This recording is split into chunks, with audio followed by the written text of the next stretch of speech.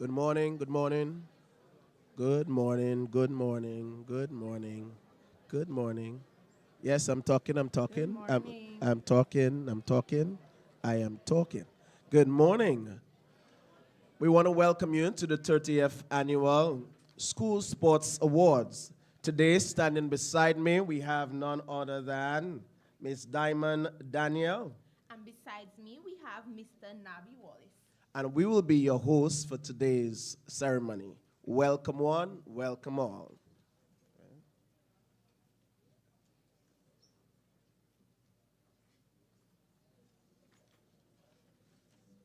Okay, at this time, we are going to invite Miss Amina Panthi of the Portsmouth Secondary School to lead us in the national anthem. Will everyone please stand?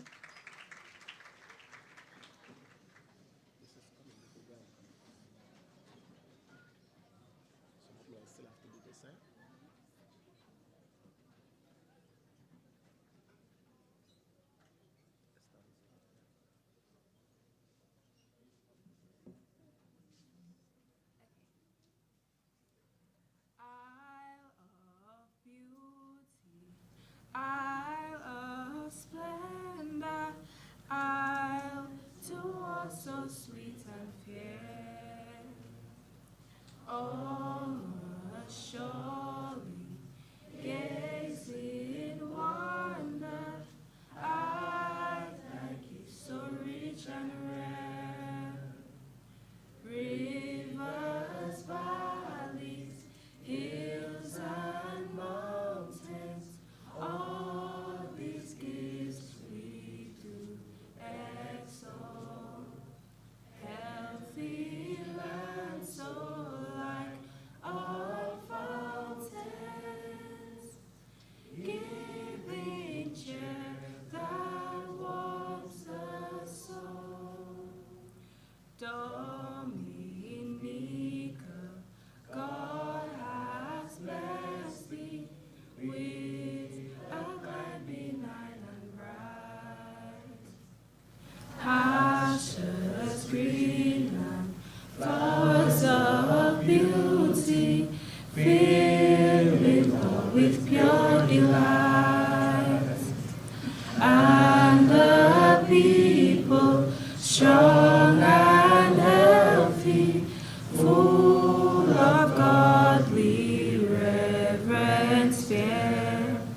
May we ever seek to praise thee for these gifts so rich and rare. Come ye forward, sons and daughters, this gem beyond compare. Strive for honor, sons and daughters, do the right, be firm, be fair. Toil with hearts and hands and voices, we must prosper, so the call in which everyone rejoices, all for each and each for all.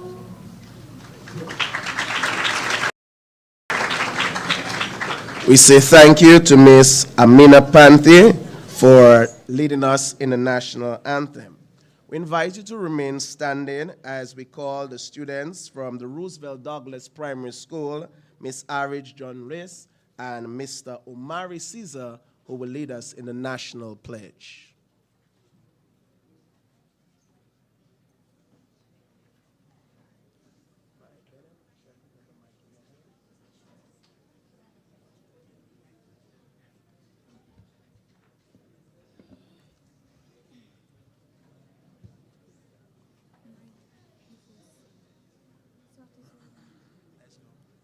Raise your right hand for a national pledge.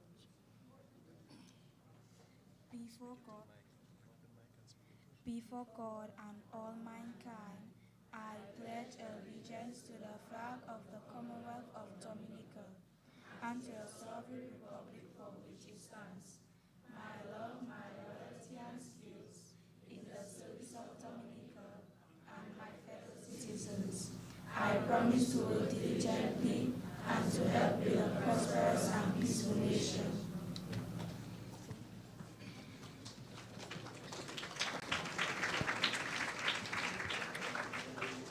We now call Mr. DeAndre Francis, a student from the Dominica State College, to lead us in prayer.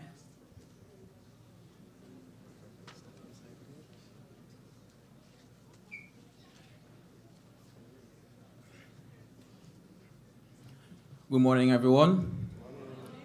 Today is the day the Lord has made, and let us rejoice and be glad in it. I would appreciate if you all could bow your heads. Dear Heavenly Father, as we humbly come before you today, I want to thank you first of all for another day that you have made. Thank you for traveling mercies to this venue, Lord, and also pray for traveling mercies back home or work, or wherever we have to go. I pray, Lord, that at this Sports Award ceremony, Lord, that we enjoy it and that this motivates the players, the athletes, the basketballers, and whosoever to continue working, to do better, and to continue doing that they have already been doing.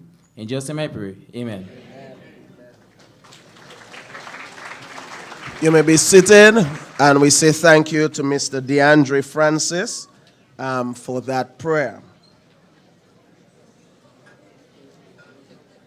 Allow me to establish the protocol by welcoming Honorable Fidel Grant, Minister of Public Works, Public Utility, and the Digital Economy, and representative for the Prime Minister of Dominica here today.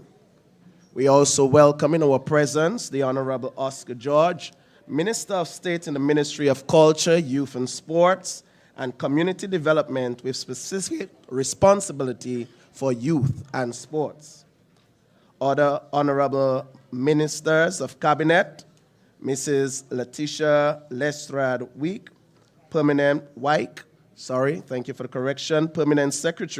in the Ministry of Culture, Youth, Sports, and Community Development. Other permanent secretaries, Mr. Trevor Shillingford, Sports Coordinator, and other staff of the Sports Division.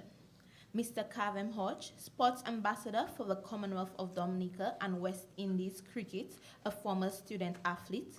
Heads of Division, Master of Ceremonies, principals, staff, and students of secondary and primary schools. Other invited guests, members of the media, ladies and gentlemen, welcome. Welcome indeed.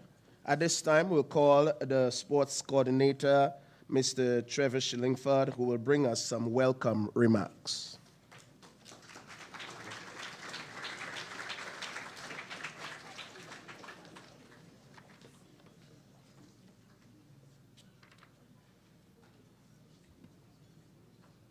Honorable Fidel Grant, Minister of Public Works and representative of the Honorable Prime Minister, Roosevelt Scarrett. Honorable Oscar George, Minister of State in the Ministry of Culture, Youth, Sports and Community Development. Honorable Fenella Wenham Shepherd, Member of Parliament for the Portsmouth constituency and Parliamentary Secretary in the Ministry of Education. Other Honorable Members of Cabinet, Mrs. Letitia Lestrade White, Permanent Secretary in the Ministry of Culture, Youth, Sports and Community Development, and other permanent secretaries. Representative of the Mayor of the Town of Portsmouth, Ms. Wallace. Staff of the Sports Division, Mr. Kavem Hodge, West Indies cricketer and Sports Ambassador for Dominica. Heads of Division, and I want to recognize in our midst the Chief Cultural Officer, Masters of Ceremonies, Diamond Daniel and Mr. Nabi Wallace, principals, staff, and students of our secondary schools and primary schools, students, teachers, coaches, other invited guests, members of the media, ladies and gentlemen, good morning. First of all, I wish to apologize for our many students who are standing this morning. We quite overwhelmed by the numbers that we have here. So I really want to apologize to the students who are made to stand during this ceremony. But I think that's a very good reflection of the number of student athletes that we have at our schools. So we are happy that our invited guests and you, the students, have accepted our invitation to be part of this special occasion.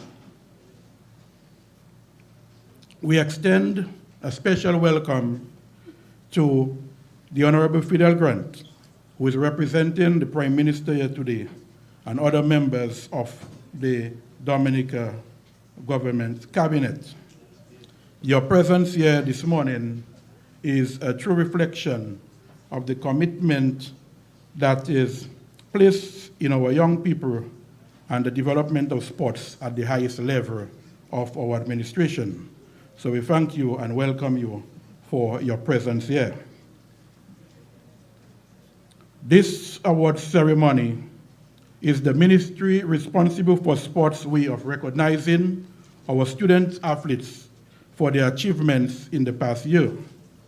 This year marks the 30th year of this award ceremony, and we are pleased to have been doing this consistently for so long. Many students over the years would have been through this ceremony, and we are happy that many would have been inspired by this simple show of gratitude.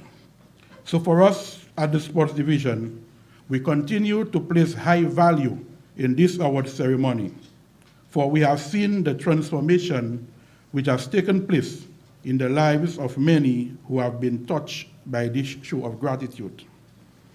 This award ceremony is also reflective of the volume of activities undertaken by the Sports Division in the last academic year, and further reflects the level of investment made in our students by the government of the Commonwealth of Dominica. All but one of the championships held in the past year were fully funded by the government of Dominica. A total of 250 awards will be presented here today, at a cost of which was fully funded by the government of Dominica. We thank the government of the Commonwealth of Dominica for its continued investment in our youth through sports. I also wish to thank the staff of the Sports Division for their efforts made in putting together this awards ceremony. If I'm not mistaken, this is probably one of the longest awards ceremony in this country. And every year we are getting better and better and more classy.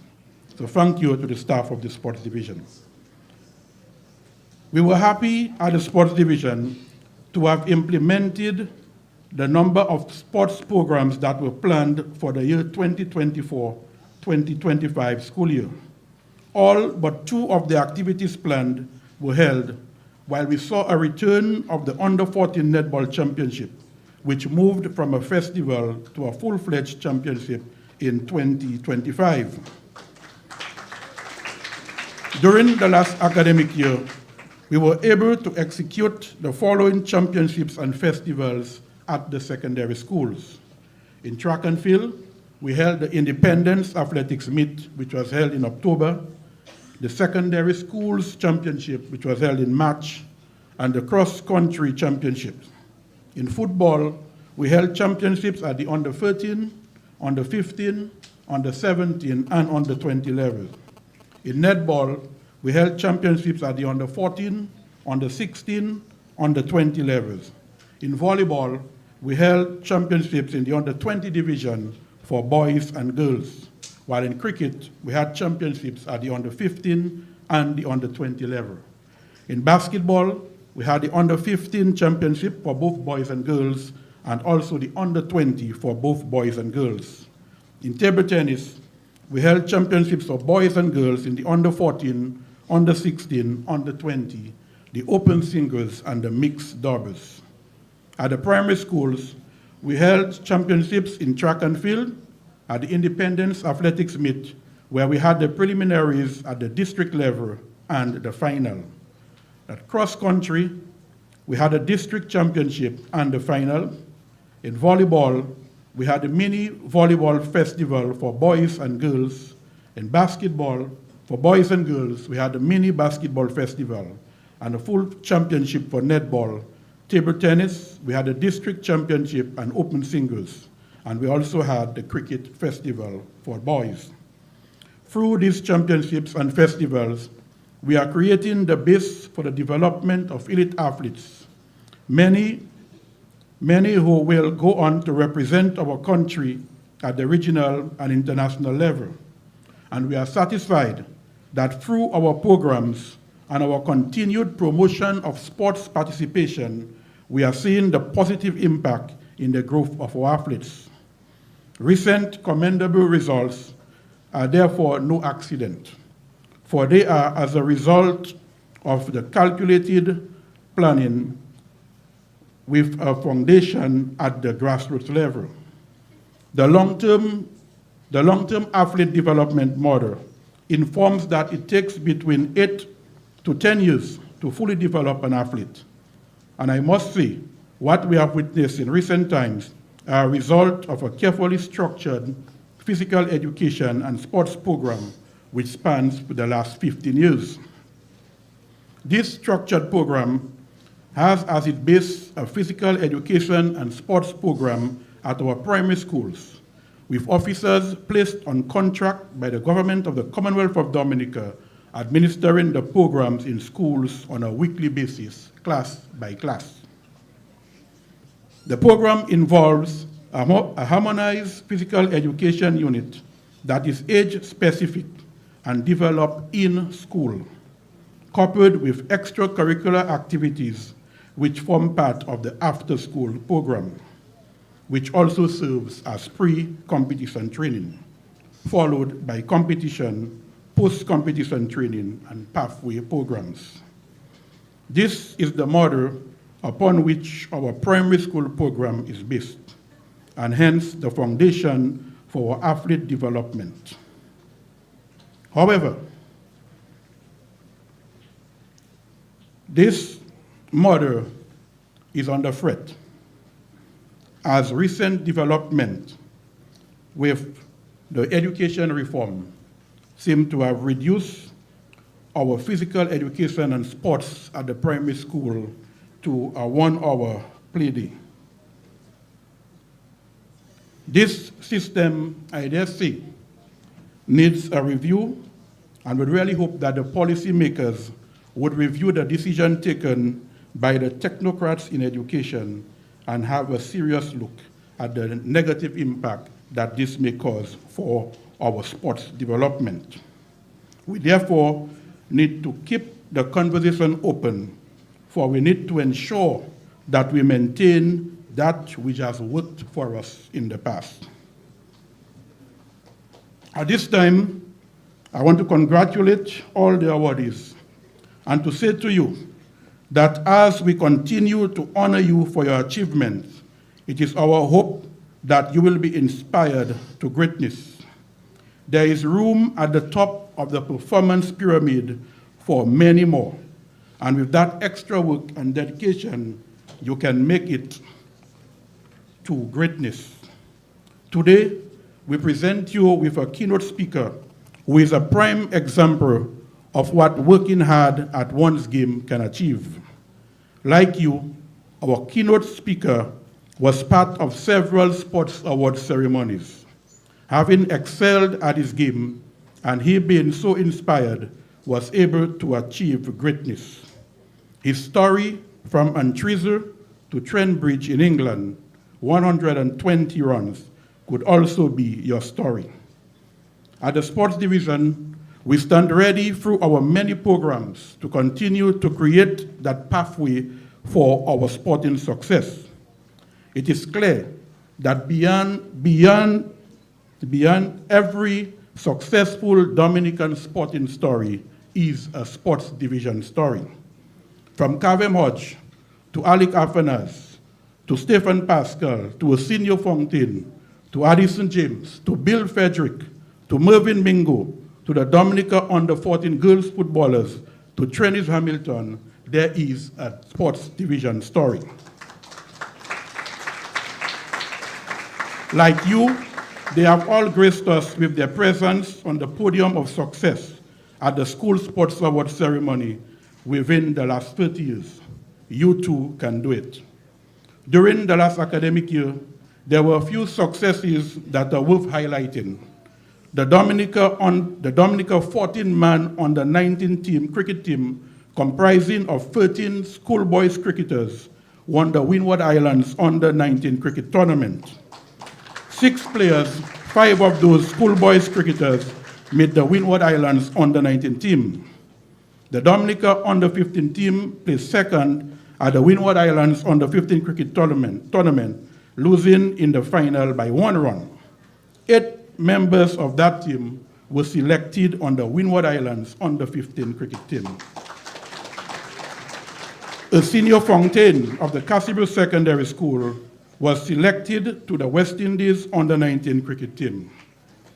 Bill Frederick and Mervyn Mingo, students of the Dominica State College, for the 2nd year in a row, won the ECVA under 20 beach volleyball tournament. And Dominica placed 2nd overall at the Windward Islands School Games. We congratulate all our student athletes for their outstanding representation of Dominica. We look forward to highlighting the achievements of many more of our student athletes in the new sporting season. We are happy we have been able to provide you with the opportunities to excel in the past, and we look forward to seeing you on the field of play in the new academic year. And incidentally, that will commence this week, or next week, Thursday. Congratulations to all awardees. Welcome all to the 30th Annual School Sports Awards. I thank you.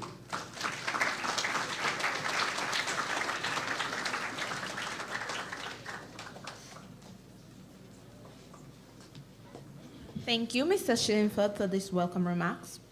We will now listen to some remarks from Honorable Finella Wenham Shepherd, Parliamentary Representative of the Portsmouth constituency. Join me in welcoming her.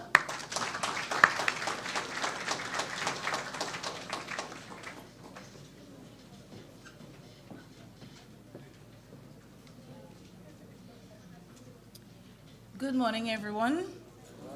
Allow me to adopt the protocol that have been previously established, however, giving special recognition to Honorable Fidel Grant, who is the representative of our Honorable Prime Minister this morning, and my other cabinet colleagues. Ladies and gentlemen, boys and girls, are you feeling good? Yes. No? Don't worry, I'm sure you'll be feeling good when you start receiving your awards. Today, I am honored to be here to celebrate your hard work, your craft, your skills, and for some of you, possibly your job. We celebrate you and your skills, as I said, and I want to say thank you to some very important people behind our student athletes, your teachers, your coaches, the staff of the sports division, the staff of the Ministry of Sports, your parents, and I know you also have family members who support you. I want to say a special thank you to them because oftentimes we tend to not remember to say that. And of course, to all of those who make athletes their business, our sponsors, our donors. I don't mean to keep you very long because I know why you're here. However, I want to remind you, the student athletes, that you must continue to dream big. I interact with some of you and I hear some of your plans and they sound very good. And I don't want you to ever doubt that what you imagine you cannot achieve. Okay? So I want you to dream. Dream of representing your schools. Some of you have started doing that already. Dream of representing our country, Dominica, and your families. Not only at home and not just regionally, but let us do like Thea and Kevin and so many others who represent us internationally. I also want you to remember that for you to be able to do that, you must carry one of the D words with you. And I'm sure you know it because your coaches, your teachers tell it to you a lot. What word is that? Discipline. That's correct. You have to be disciplined. If you're disciplined, you look out and you respect yourself first. You respect others, especially your teammates, and you look out for them. We have to be kind with each other, right? I also want to encourage us to continue to build a culture where sports helps to strengthen not only your bodies, but also the friendships. I know that we have students from various schools here with us, and you have friends from across Dominica, right? And some of you might find, but Miss, we live in Grand Bay and we have friends in Portsmouth Secondary. That's the vibes. That's what we really want to happen. So we're not just building stronger bodies, but we're also building stronger friendships. And once we do that, we build stronger communities and a stronger Dominica. For those who know me well enough, you know that sports is almost like breakfast, lunch, and supper too. So I want to reaffirm my commitment to all our student athletes, sportsmen, and women that you will definitely have my support when it comes to your events. I can tell you that I'm a proud sponsor of the Champion Athletics Club in Dominica, which is Aspirers. So that says a lot. I have Aspirers in the house? I know that. I saw some of you. All right. So I want to reaffirm my commitment and also to help to strengthen in any way possible what it is that the Ministry of Sports is doing. To end, congratulations to all of our awardees. I'm going to sit here and probably clap for every one of you.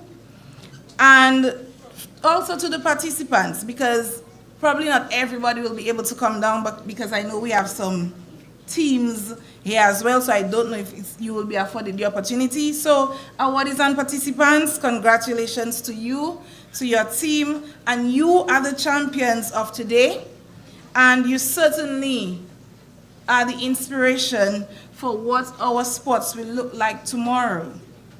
I want you to keep playing. I play. It doesn't matter your age.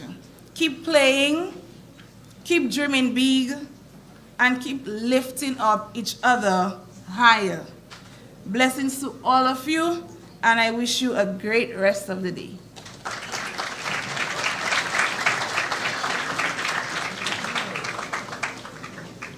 We say thank you to the Honorable Finella Wenham Shepherd for these brief remarks, which are very encouraging. I myself took note of some of the things that you said, to dream big, and that should be the aspiration of every single student athlete, to seek to represent your country, not only locally, regionally, but to go all the way like Tia Lafleur did and go internationally and bring back gold. Discipline, that was another key point coming from her remarks, and that is very right, because without discipline, you cannot go anywhere. You will be sent back home. So we are going to move on at this time, where we now have our keynote speaker, Mr. Kavem Hodge, who will be coming to give us some brief remarks. But before you do so, I would just like to give you a little background information on him. Kavem Hodge is a professional cricketer from Dominica. He is one of the 7 Dominicans who has represented us at the West Indies level. Kavem's journey started at the Atkinson Primary School, where he was selected to represent his school in the Sports Division Primary Schools Cricket Championship. He later went on to be selected to represent Dominica in the Regional 13 and Under Cricket Festival in St. Kitts. With this initial taste of national representation, Kavem never looked back. Cricket became home for him. Cricket became life. Upon being enrolled into high school, the St. Andrews High School, Northeast Comprehensive School, He continued his cricket journey representing his school at the under 15 and under 20 levels. Dominica and the Windward Islands at the Windward under 15 and under 19, as well as senior levels. Not only was his potential as a player realized from an early age, but also his leadership qualities. He was given the opportunity to captain both the country at different levels. At age 15, he was selected onto the senior national cricket team, becoming the second youngest player to represent Dominica at the senior level. At age 17, he was selected to represent Darren Lanham Cricket Academy in Australia, the first West Indian cricketer to attend this institution. Let's put our hands together for him there. At the international level, he represented West Indies under 15, under 19, and senior levels. He received his first international call to represent the West Indies senior men's team in 2021 on tour to Bangladesh. Kavem made his test debut in January of 2024 against Australia. In the second test match of the series, he scored 71 runs to help the West Indies defeat Australia for the first time in 27 years. Later that year, Kavem scored his first century, 120 versus England at Trent Bridge in England, and in the process becoming the second Dominican to score a century in Test cricket at the first to do so outside of the Caribbean. Kavem ended the 2024 season as the West Indies batsman with the most runs. Cricket also gave him an opportunity to further educate himself as he was awarded a cricket scholarship to attend the Cave Hill campus at the University of the West Indies, where he pursued his BSc in kinesiology. Thank you. I've been struggling with that word since last night, so thank you.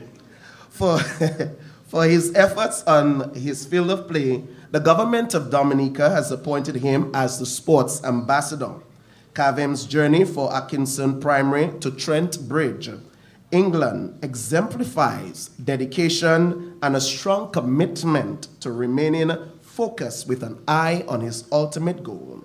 Today, our feature speaker, Kavem Hodge, let us welcome him as he addresses.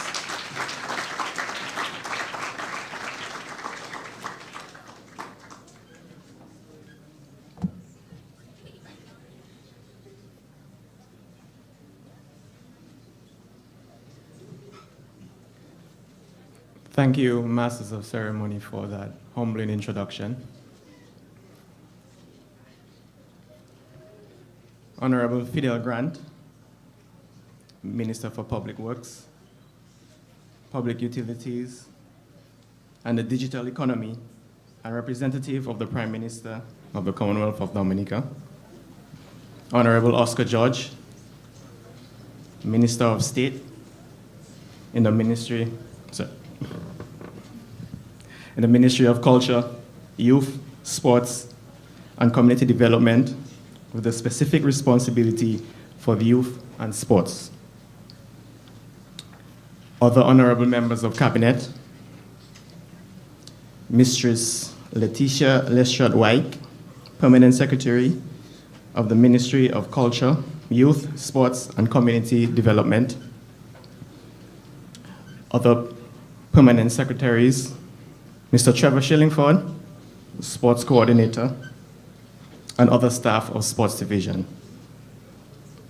Heads of Division, Masters of Ceremony, good morning to all.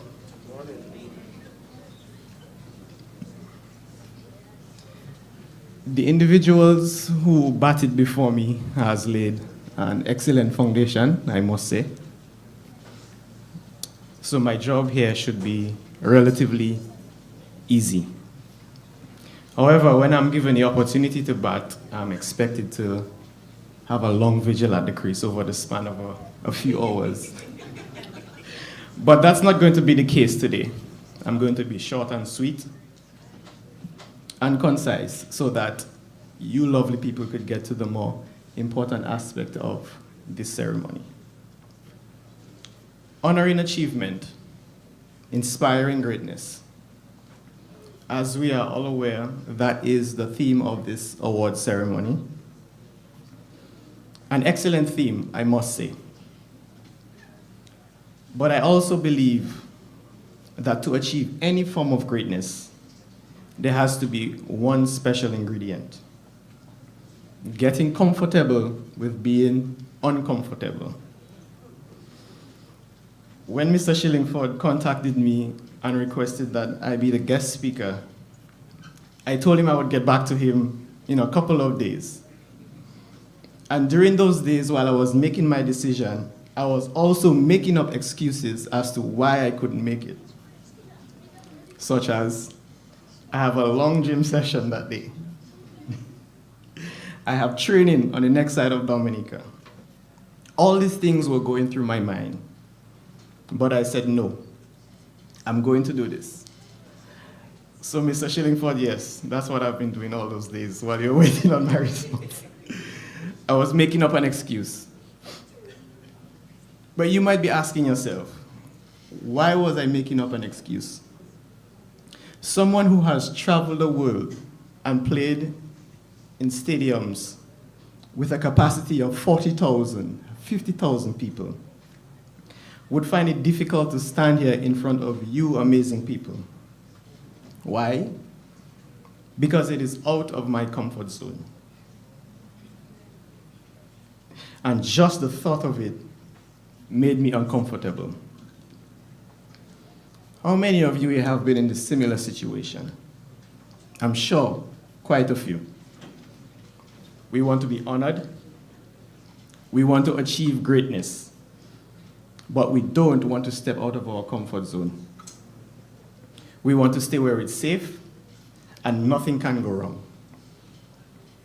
Brian Tracy, the Canadian-American self-development author, once said, "The comfort zone is the greatest enemy to courage and confidence." And come to think of it, he's very right.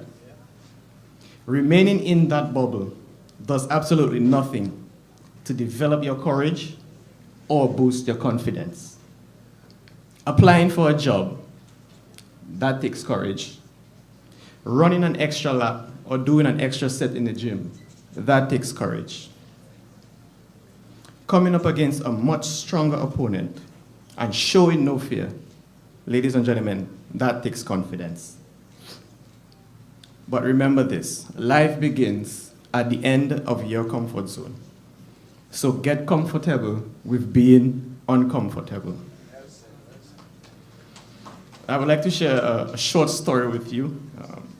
So, as the Masters of Ceremony said, when I was 17 years old, I got a scholarship to the Darren Lehman Cricket Academy in Australia. At 17 years old. And during that time, I was doing okay. You know, most runs for Dominica, most runs for the Windward Islands. But when I got to Australia, I struggled for the first couple weeks.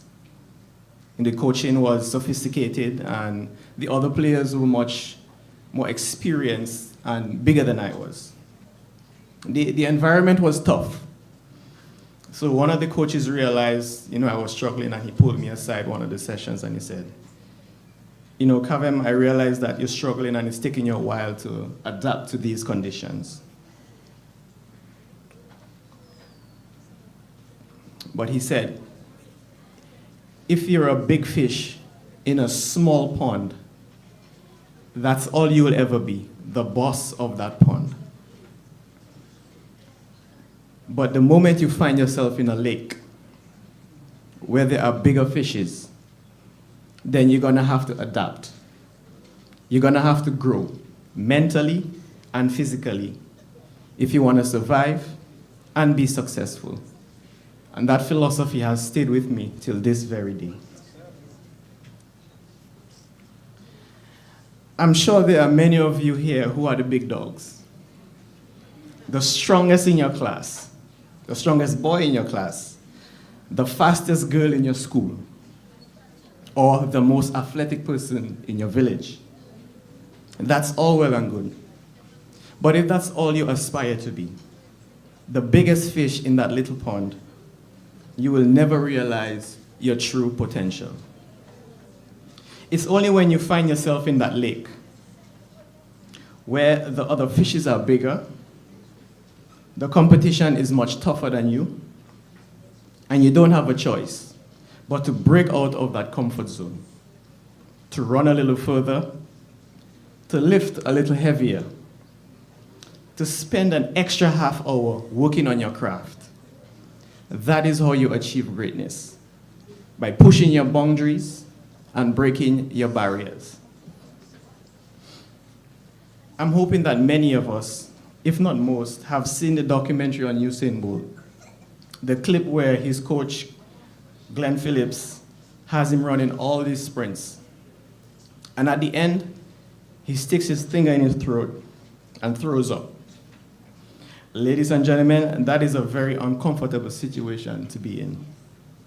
But that is why he is the greatest. Because in his pursuit of excellence, he's willing to push his body and mind to limits that no other human would be comfortable with. We all know the old adage, train hard, play easy. So let me hear you say, train hard, play easy. That's right. But just a little side note. You know, there are times when our own efforts are just not enough. And I would say this, it is also very important as young and old people that we also make time for the Lord. Yes, sir. There are battles that only He can win for you. And life is designed like that. It doesn't have to be anything fancy like we see on the internet, you know, speaking in tongues. Just find a quiet spot under a tree somewhere and have a conversation with Him. Prayer is important. Your heart and soul, and the Lord will love you for it.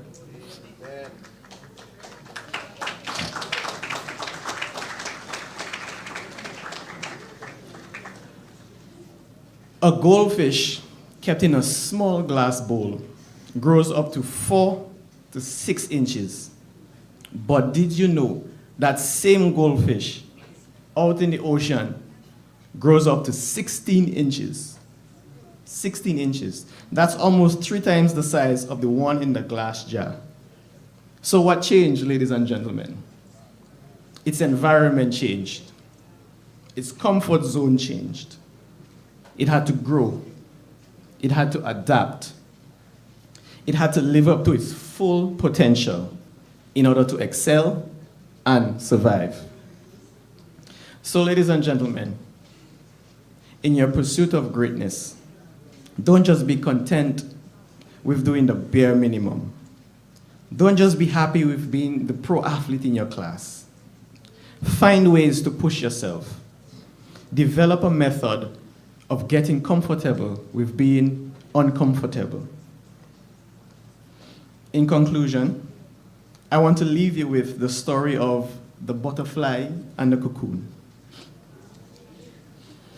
In the process of a butterfly breaking out of a cocoon, its wings are wrapped up and weak, its legs are tiny, and its body is laying dormant.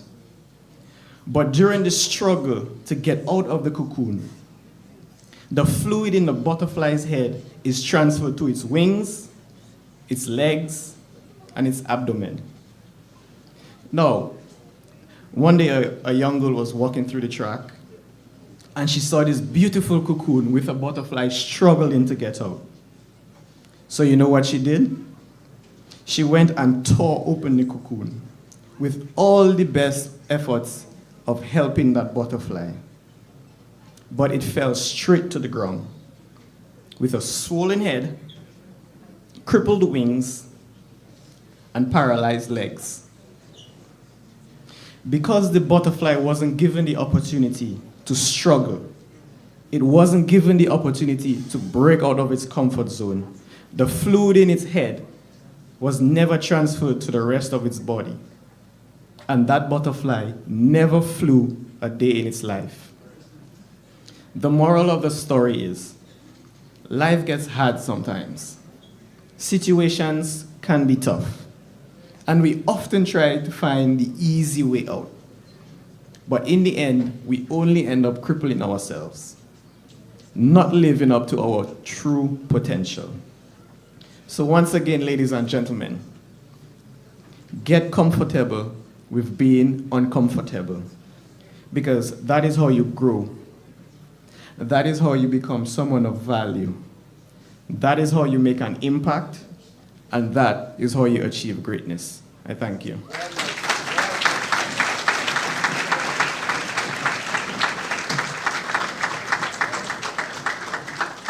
Thank you, Mr. Kavem Hodge.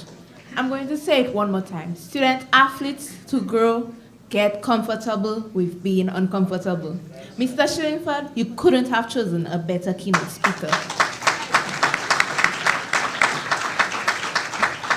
We now call on Honorable Oscar George, Minister of State in the Ministry of Culture, Youth, Sports, and Community Development for some remarks.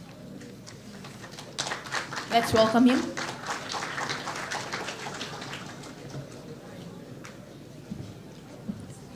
Thank you very much, Masters of Ceremony. I intend to be very short today after such a wonderful presentation by Kavem Hodge, my good friend Kavem Hodge. But I think that we all here should consider ourselves very lucky,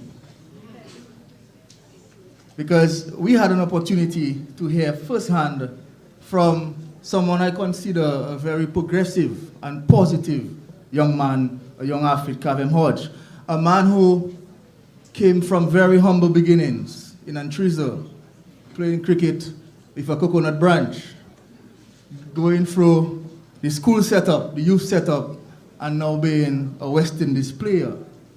So if what we heard here this morning doesn't inspire us, I don't know what will. So I want to commend you, Kavem Hodge, on your excellent presentation. Let's give him another round of applause. Very wonderful. But I'm delighted to be here this morning to celebrate the incredible achievements by all our student athletes over the last year. Of course, I want to recognize the representative of the Honorable Prime Minister, Honorable Fidel Grant, the PAL rep for the Portsmouth constituency, my colleagues here who are showing their support to our young students here today, our PS in the ministry, the sports coordinator, the chief cultural officer, Mr. Brendan Williams, the president of the Athletics Association, and most importantly, our young athletes who are here today. Good morning to all of you. As we all know, sport is more than just competition. Sport teaches discipline, teamwork, resilience, and the value of hard work. These are not just qualities of great athletes. They are the building blocks of great individuals. Every time you train harder, push further, or get back up after you fall, you are building character that will last a lifetime. So this event here today is not just a recognition of achievements, but a celebration of perseverance and the commitment to excellence that each of you possess. So on behalf of the Ministry of Sports, I say congratulations to all of you who have excelled and represented your school so wonderfully. We are all indeed extremely proud of your accomplishments over the last year, and you deserve to celebrate today. Let's give them a round of applause. All our athletes will receive awards here today. There's a saying that goes, success doesn't come overnight. And interestingly, our theme for this award ceremony, which I consider a very powerful theme, is honoring achievement and inspiring greatness.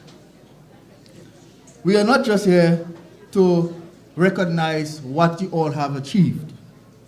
What is also important is to honor the journey behind the success, the criticisms that many of you may face, the long hours of practice, the quiet moments of struggle in silence behind closed doors. And the truth is, athletes, behind every success and achievement, there are a lot of things that the public may never know about, things that our athletes have to endure and go through on their own while practicing the trade. And when we gather together to honor achievements, we should always acknowledge these things. Then the other part of your theme is inspiring greatness. Because when we celebrate who succeed, we send a powerful message that greatness is within reach.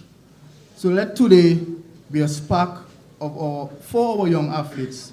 Let their achievements fuel new ambition in others and in those still finding their way. And remember that true greatness is not just about what you accomplish as an athlete, but about how your actions empower others to rise. This is the true essence of greatness, our young athletes. As a government, through the division of sport, we have taken a deliberate action to expose many young athletes to sports at an early age. And I want to take this opportunity to commend the efforts of the sports division throughout the year.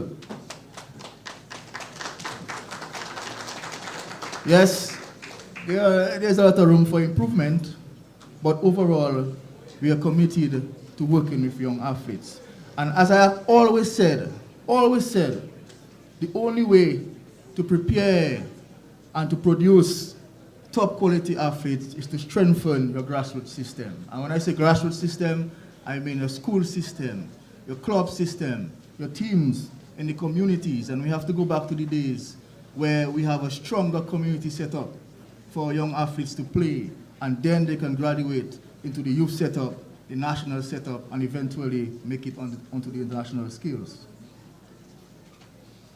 So, as Minister, I assure you that our government, led by Honorable Dr. Roosevelt Skerrit, is deeply committed to the development of youth through sports. A matter of fact, we have never seen a time when so many investments are being undertaken in sports, from the development of multi-purpose courts, playing field expansions, lighting of playing fields, upgrading of national facilities, building pavilions, updating laws and policies pertaining to sports, investing funds to create opportunities for young athletes, and most importantly, recognizing and rewarding our athletes who have succeeded on international scale.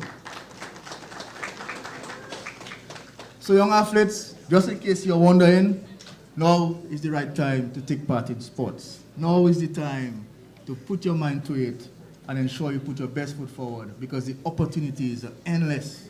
The opportunities are there. You just have to grab it with both hands.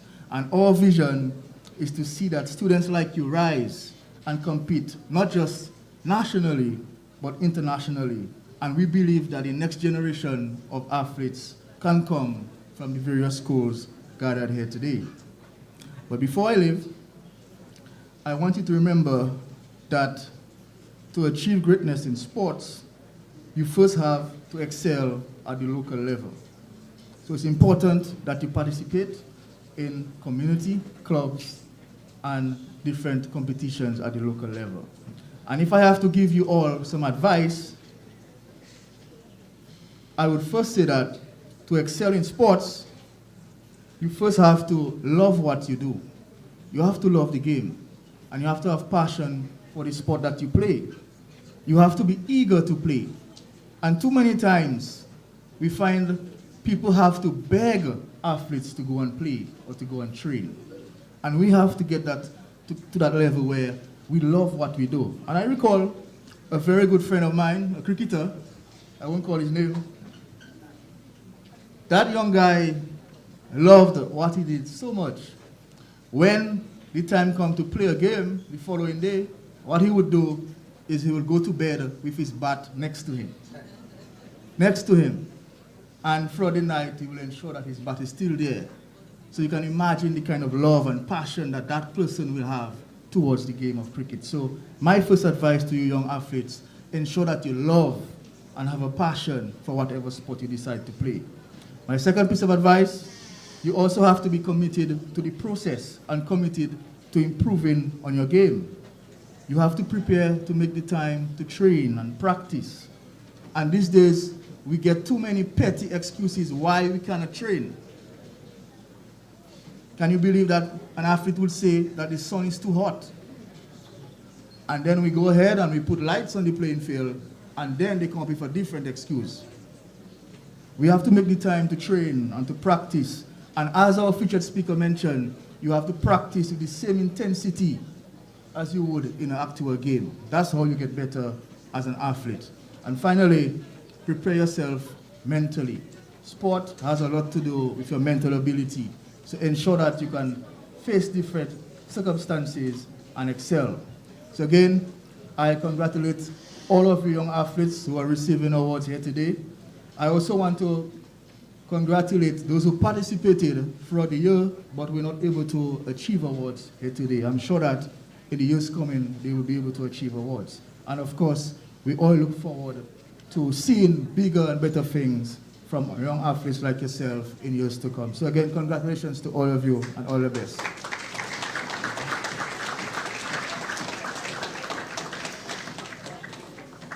Thank you, Honorable Oscar George.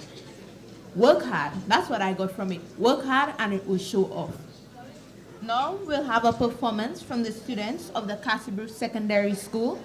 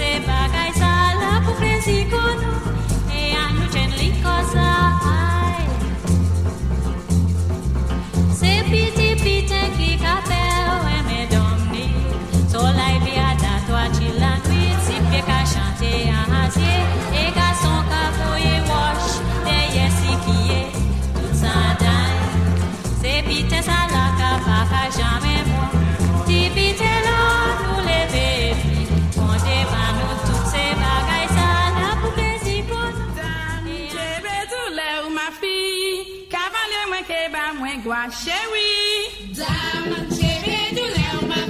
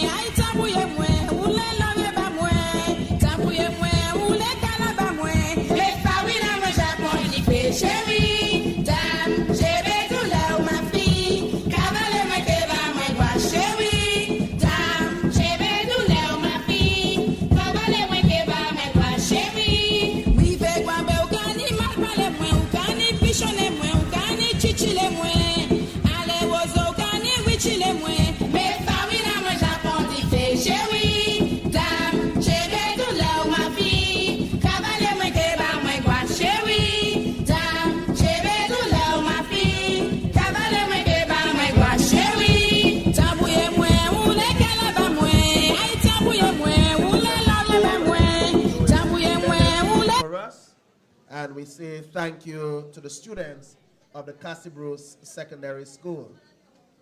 At this time, we will now invite feature remarks coming from the Honorable Fidel Grant, Minister of Public Works, Public Utilities, and the Digital Economy, and the representative for the Prime Minister here today. Let's make him welcome.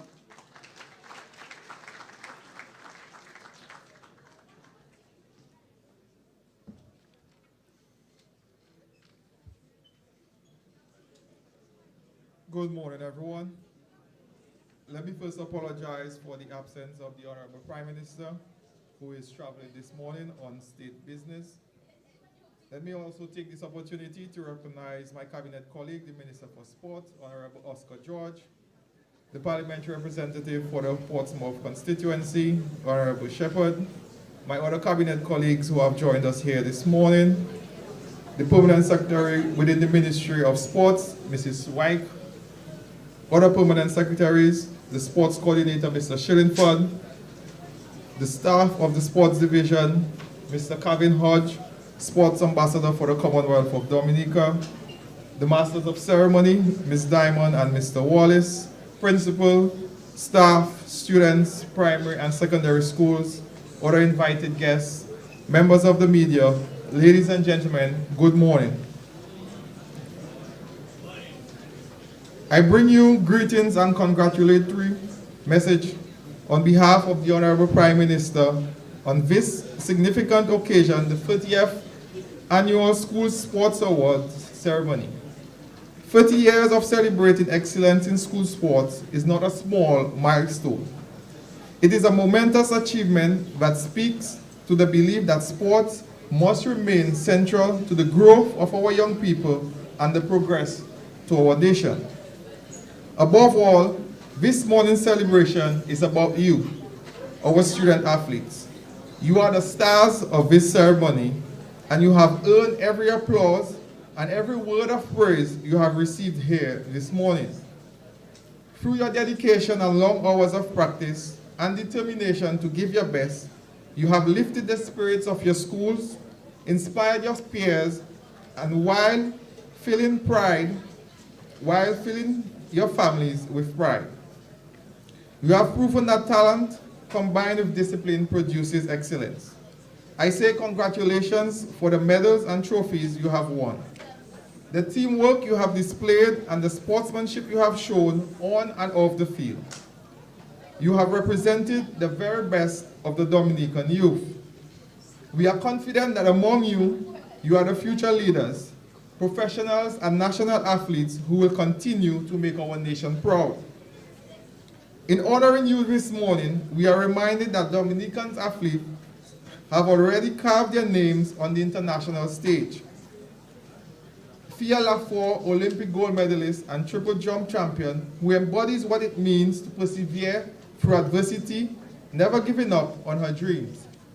Trenise Hamilton, who is disciplined in the field in the event of shot put, shows us the importance of consistency and strength. Stefan Pascal, just out of school, but already captain, leading the West Indies youth teams with confidence. Kevin Hodge and Ali Gafanaz lighting up cricket grounds internationally, showing that Dominica talent belongs at the highest level of West Indies cricket. And several others like young and senior Fontaine, the under-19 player demonstrating serious promise in cricket. These sons and daughters of Dominica are living proof that your beginnings in the school tournament do not limit your destiny. They remind us that every one of you seated here this morning has the capacity to rise and excel to represent Dominica on the world stage. You will agree with me that sports can be one of the greatest teachers. It teaches us life skills like teamwork, discipline, resilience, and leadership. I am sure that your engagement in sports have taught you how to set goals, manage time, overcome challenges, and respect others. These qualities are preparing you for the workplace and for leadership roles within our society. These are some of the reasons why our government continues to treat sports as an essential pillar for youth development and nation building. Ladies and gentlemen, boys and girls, the government of Dominica understands that without proper support, talent won't flourish. That is why we have made significant investment in sports infrastructure and provided several athletes with financial backing that they need to succeed. At the Windsor Park Sports Stadium, lighting is being installed to allow for international standard games under the lights. Across the country, playing fields are being upgraded because community sports must thrive everywhere.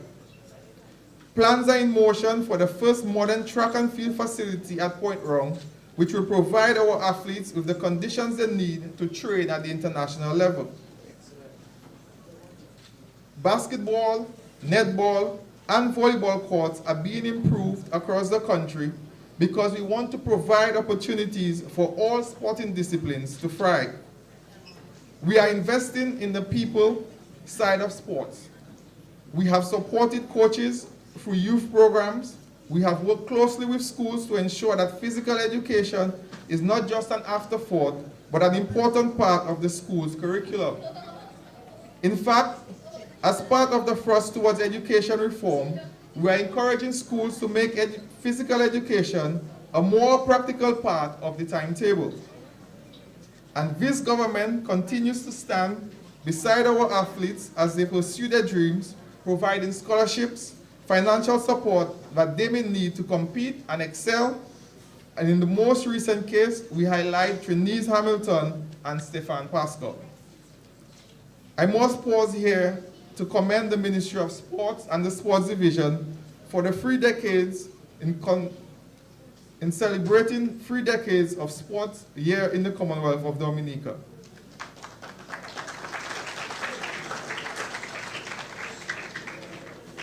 But more importantly, you have been the driving force behind school sports in Dominica. You have organized the inter-schools competition and ensure that every district has the opportunities to play and compete. Sports officers, physical education teachers, and administrators, your work is important and we see you. Without you, this gathering here this morning would not be possible. To our schools and our teachers, thank you for creating the environment where sports is valued and nurtured. To the parents and families, your support makes all the difference. You are all part of the team and has produced athletes we celebrate here this morning. As we celebrate your achievements this morning, let us look to the future with enthusiasm. Let us imagine the next Fia Lafour or the next Alec Afanaz, the next great Dominican athlete, who may well be sitting here in this room this morning. With hard work and faith and the support of your schools, families, and this government, sports can be your success. On behalf of the Honorable Prime Minister, I extend heartfelt congratulations to all the awardees. Continue to strive, continue working hard. I wish you every success. Thank you, and God may bless you all.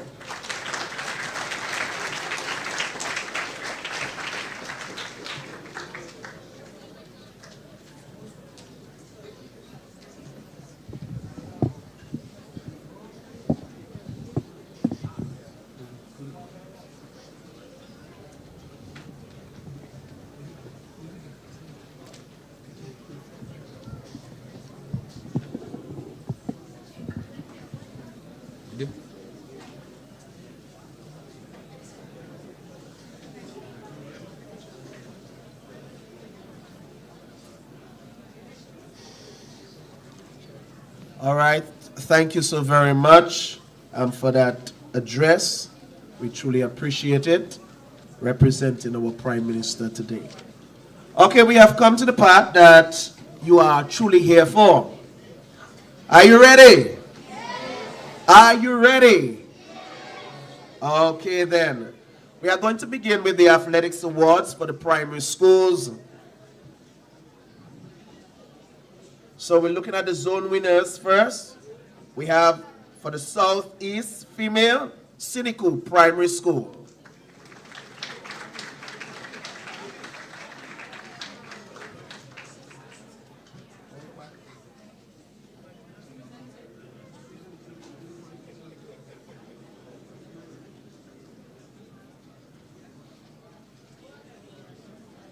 All right, my apologies.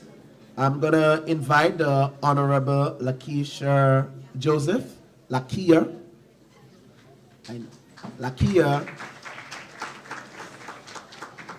She will be presenting these awards, the next few set of awards. So let's go again. My apologies. Southeast Female Zone Champions, Cynical Primary School.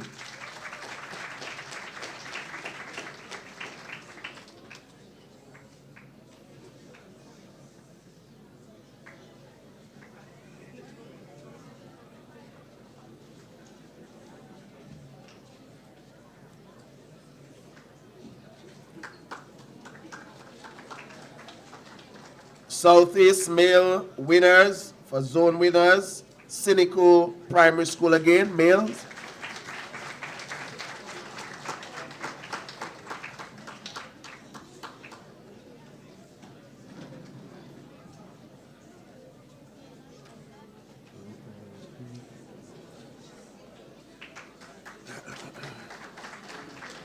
Southwest Female Newtown Primary School.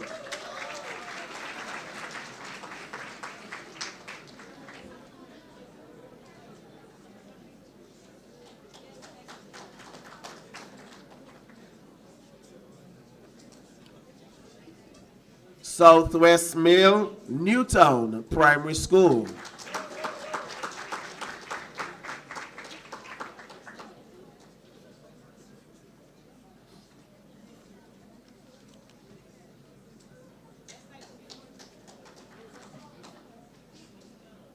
South Female Granby Primary School.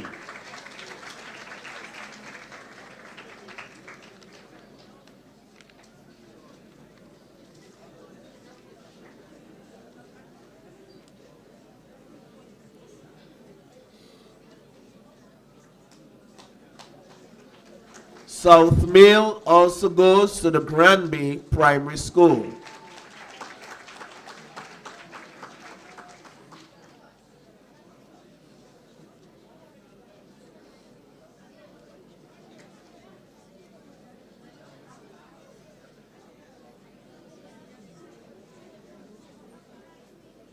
West Central Female Goodwill Primary School.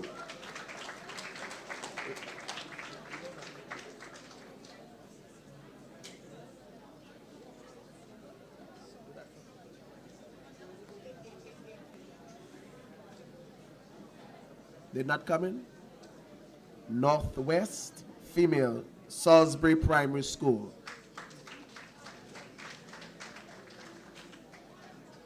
Salisbury's not here?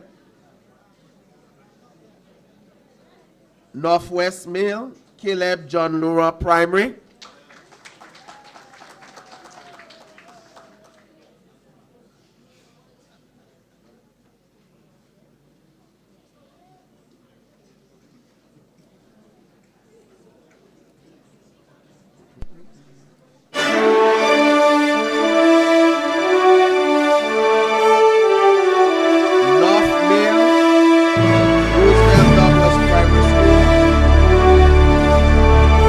North Male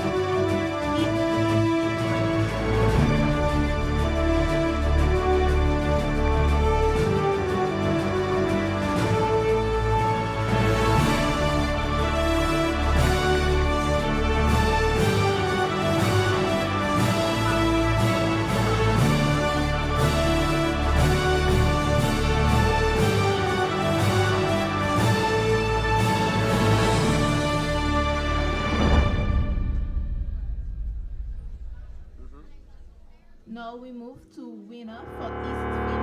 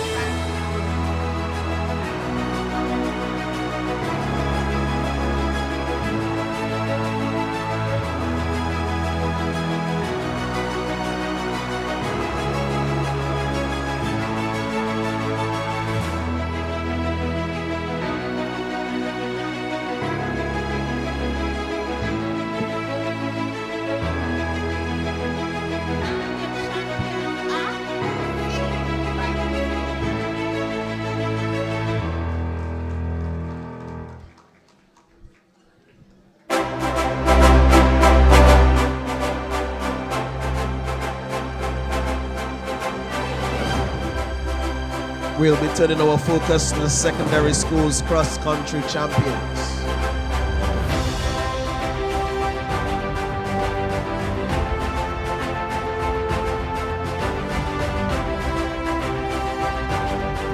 Our under 15 female champion.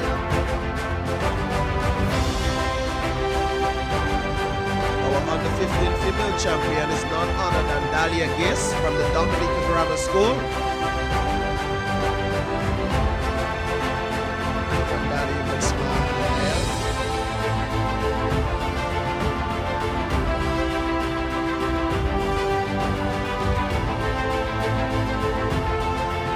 Under 15 male champion goes to Cassibus and Brel Joseph.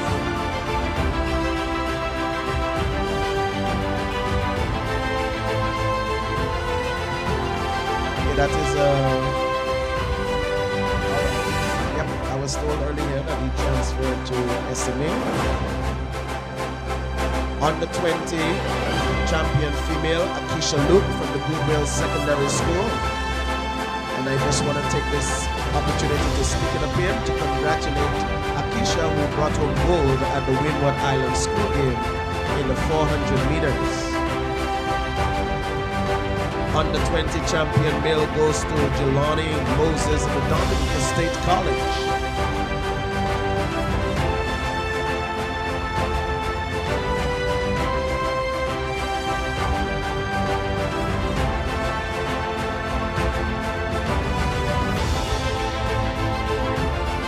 Under 15 champion female of the Dominica Grammar School.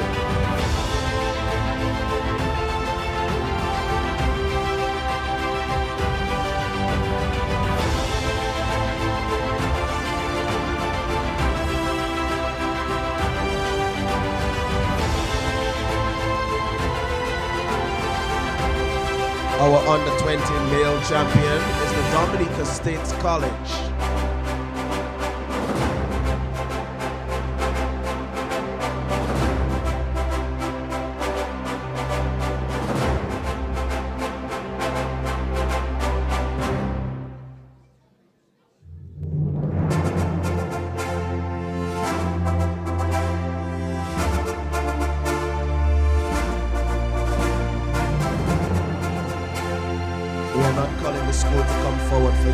We just want to highlight them. They already received the award at last year's National Youth Rally. And that would be the Secondary School Independence Athletics. Runner-up female went to the Portsmouth Secondary School. Runner-up male went to the Isaiah Thomas Secondary School. The female went to the Dominica Grammar School, with the runner-up being the Isaiah Thomas Secondary School. Then we had another competition in March. That was the Secondary School Athletics. And the most outstanding athlete came from, for the female, came from the Portsmouth Secondary School. And that would be Miss Ajaya Moransi.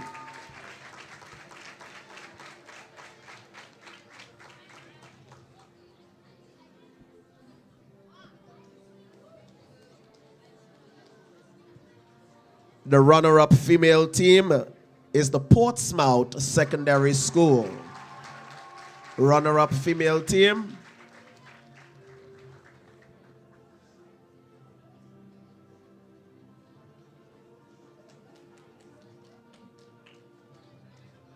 I see Jerilia Marcel, Shanice Frank, Madison, Ernest, and Ajaya Moransi receiving that award on behalf of the Portsmouth Secondary School. Champion school on the West Coast for the female category is the Isaiah Thomas Secondary School. Let's hear some noise. Let's have some noise for them. Champion school, females.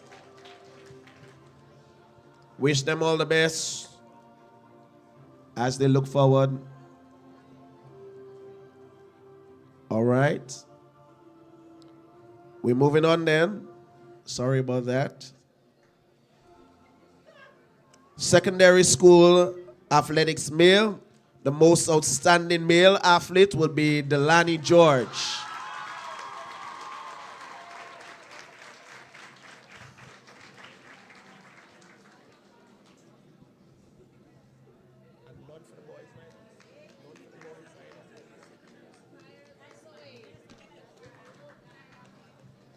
All right. We are just going to call the winners. We are told no trophy for the winners. Okay. So the runner-up male school was the Isaiah Thomas Secondary School, and the champion school was the Portsmouth Secondary School.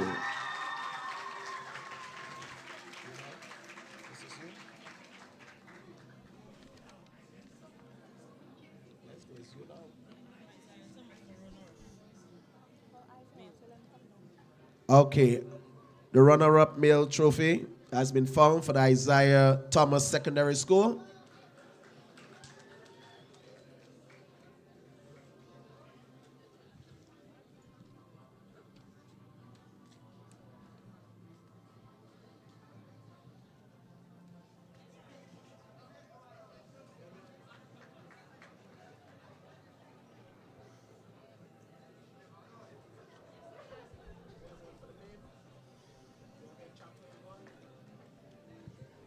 Okay, we are going to move on, and we want to thank Honorable Lakia Joseph for those awards, or distributing those awards.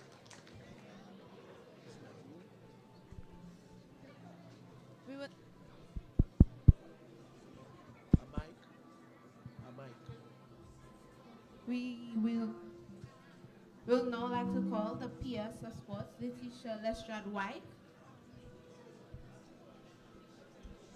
to give these awards. We are moving on to the Netball Awards for primary school netball. In the primary school netball festival, the most outstanding shooter is Simran Sharma from St. John's Primary School.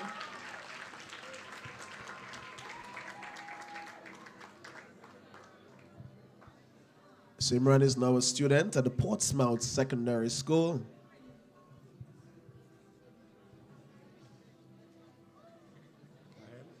Most valuable player, Gianna Joseph from the St. John's Primary School. Gianna also is now a student of the Portsmouth Secondary School.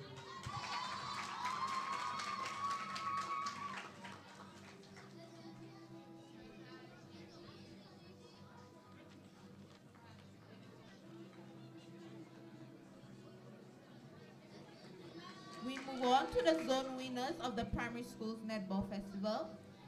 Southwest Newtown Primary School.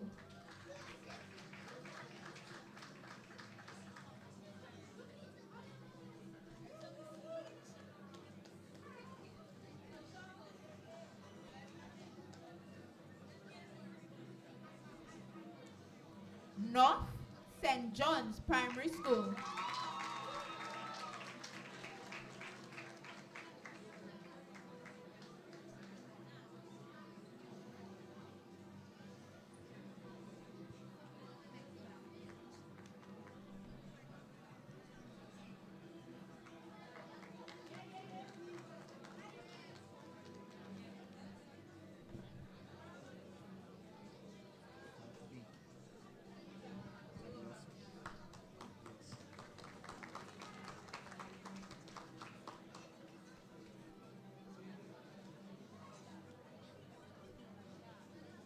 North B, Penville Primary School.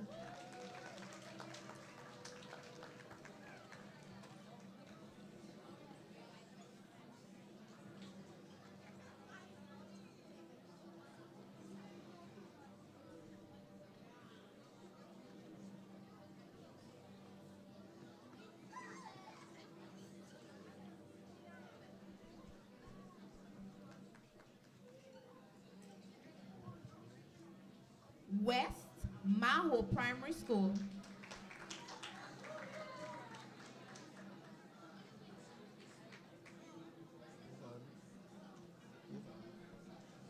West Central and South Cassie Bruce Primary School.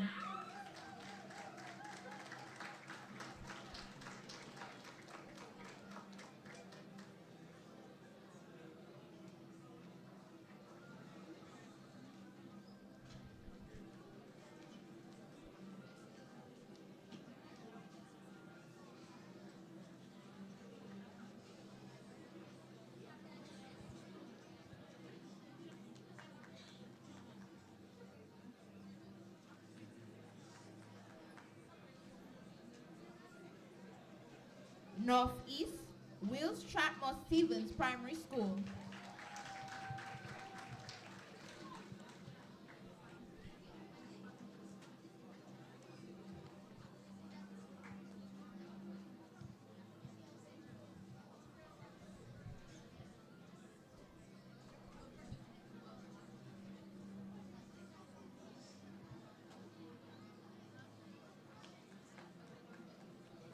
East Cynical Primary School.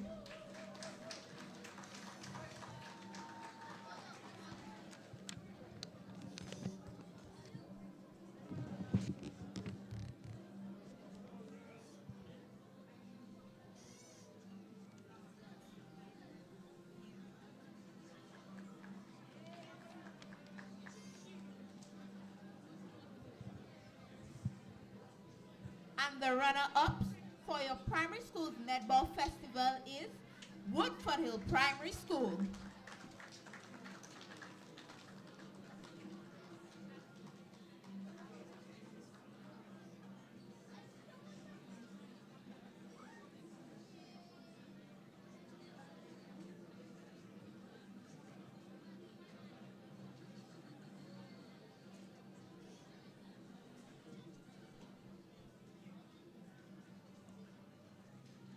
And the champion is St. John's Primary School.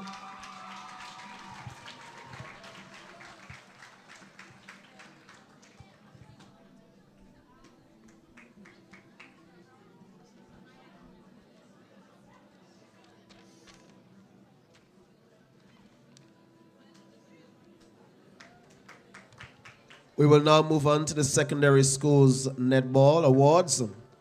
Secondary school under 14 netball champion, most outstanding shooter goes to Jacolia Benjamin, current student at the Portsmouth Secondary School.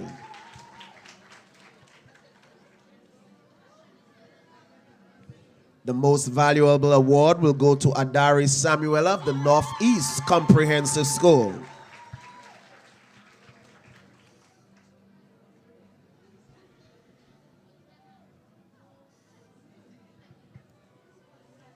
Runner-up for the under 14 category is the Cassie Bruce Secondary School.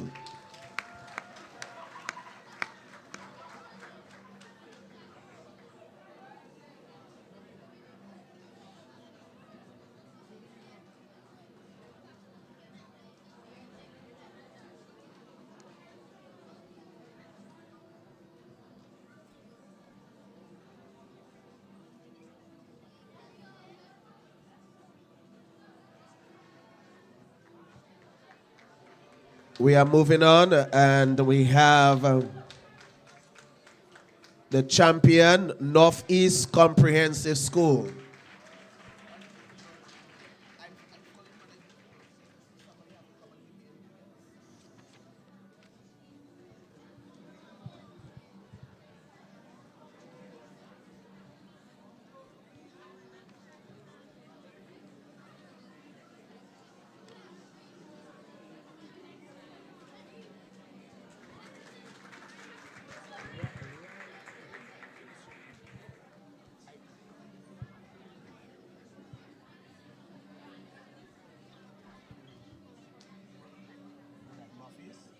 Okay, and they are also the zone winners, Northeast Comprehensive School.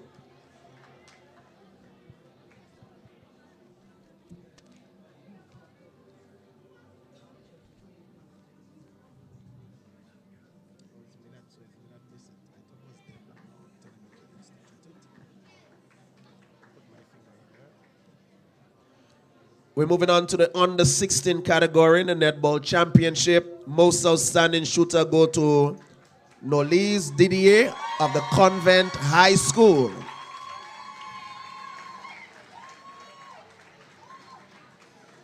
That is it, Convent bringing the place alive. Most valuable player goes to Jewel Benjamin of the Portsmouth Secondary School.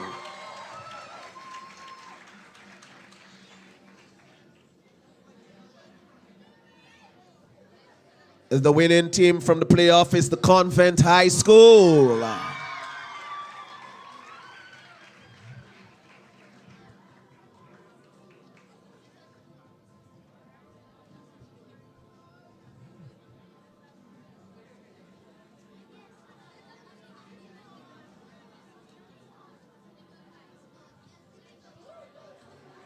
The runners-up in that category is the Cassibru Secondary School.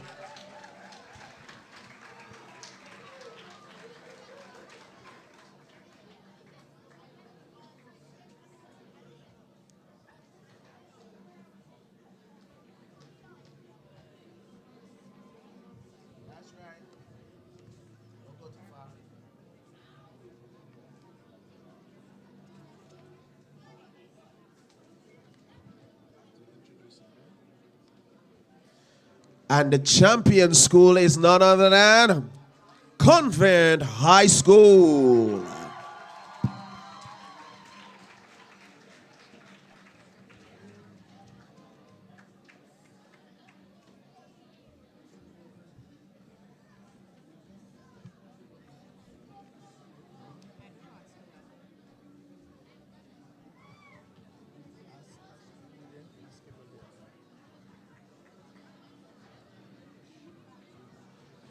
Secondary School Under 20 Netball Championship. Most outstanding shooter goes to Kenya John from the Convent High School. Now a student at the Dominica State College. She would have captained our Windward Island netball team. Proud to serve as a coach. Got to know her for the very first time. Disciplined and dedicated young lady, Kenya John. Stay right there, Kenny. Stay right there. Most valuable player also goes to Kenya John.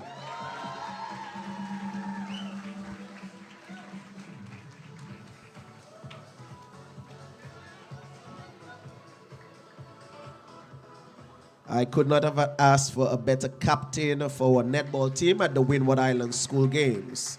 Playoff winner is the Convent High School.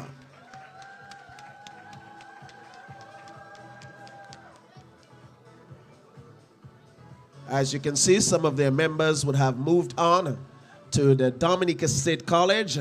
So it will be battle in that category between college and convent. Looking forward to see that matchup. The runners-up in the Under-20 Girls Netball Championship is the Portsmouth Secondary School.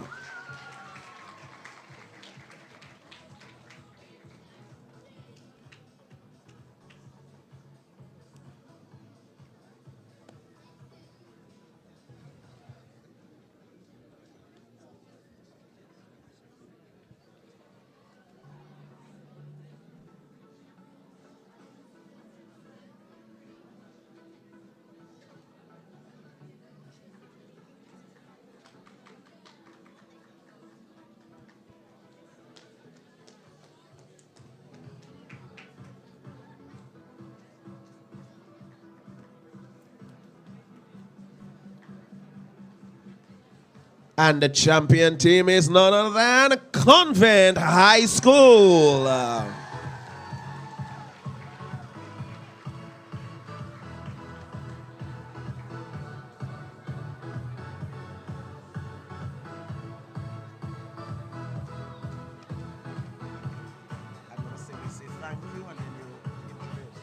We say thank you to Honorable Wyke for her service.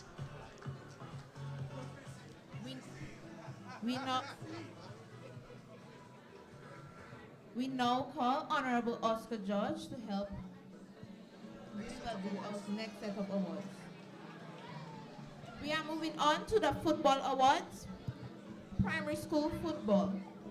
In the MBD Primary Schools Girl Football Championship, The most valuable player is Amaya Brumont from St. John's Primary School.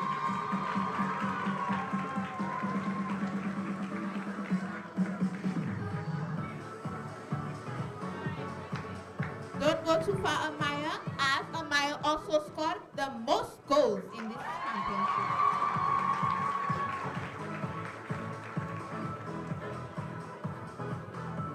We move on to zone winners. The winner for the Northeast is the St. John's Primary School.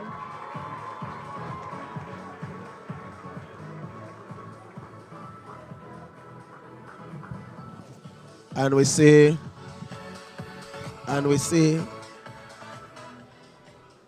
Gianna Joseph joining them there.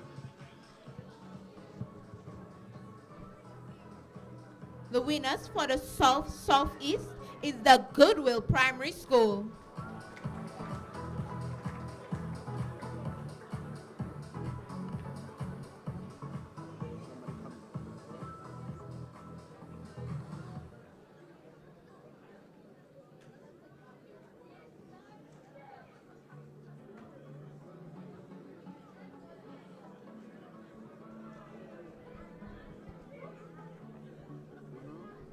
And the champions of the MBD Primary School Girls Football is St. John's Primary School.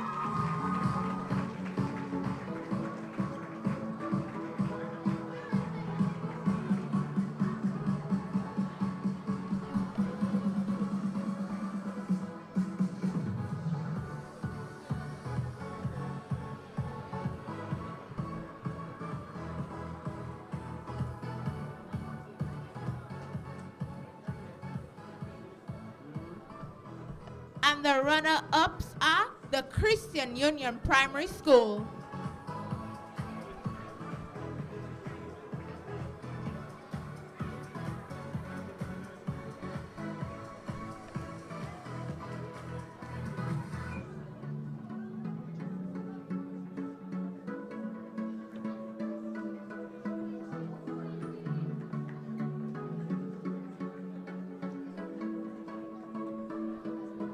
We move on to the MBD Primary Schools Boys Football Championship Development Division. And the most valuable player is Elic Philogen from the Colio Dubla Combined.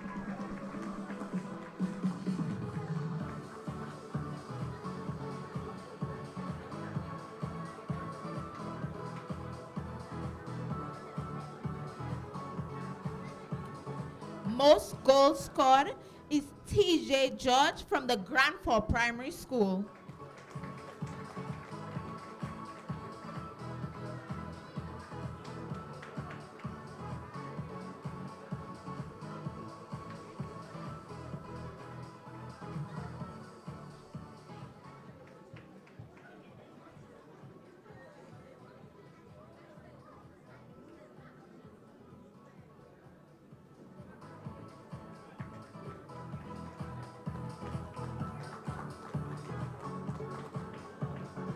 And the best goalkeeper is Clan Brumant from the Baroness Patricia Scotland and Thibault Combined Primary School.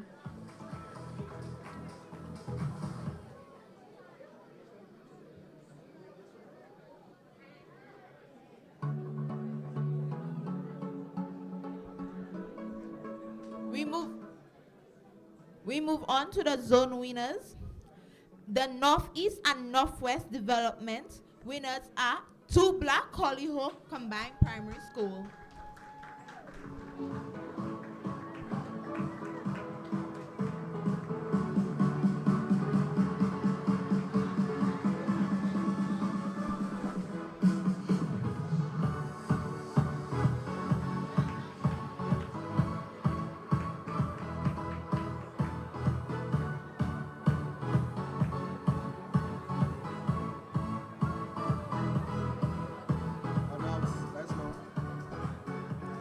The West Central and South Development winners are the Christian Union Primary School.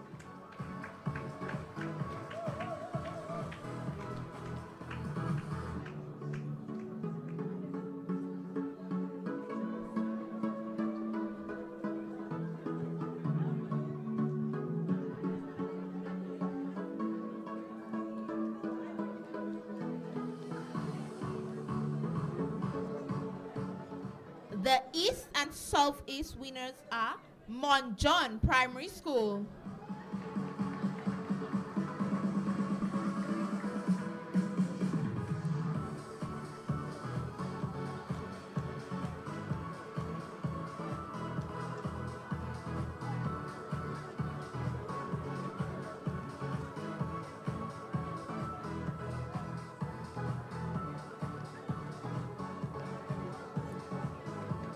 Don't go too far because your runner-ups are also the Mont John Primary School.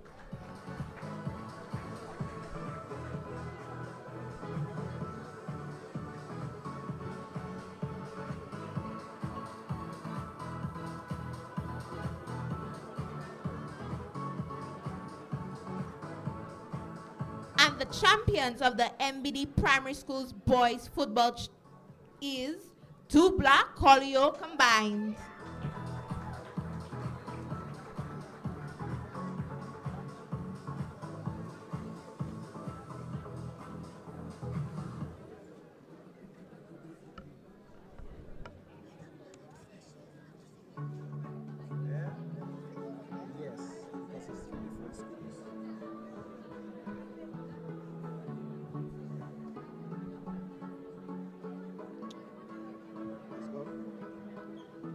We are moving on to the MBD Primary School's Boys Football Championship Division 1. The most valuable player is Jaden Victor from the Thibault, Baroness Patricia Scotland Primary School and the Penville Primary School combined.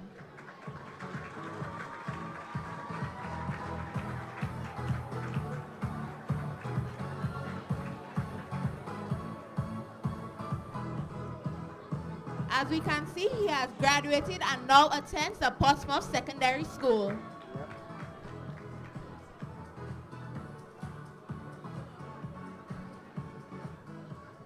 The runner-ups for Division 1 is the Granby Primary School.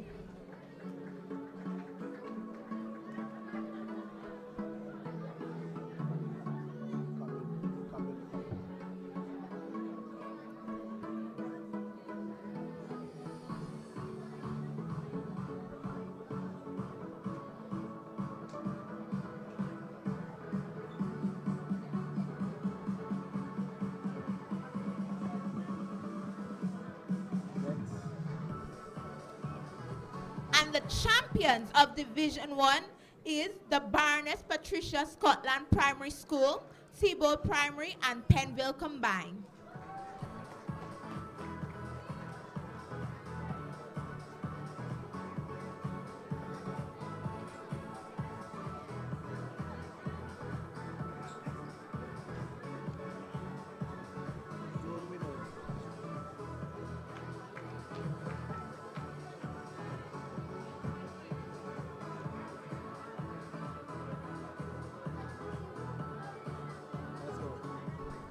We move on to the zone winners.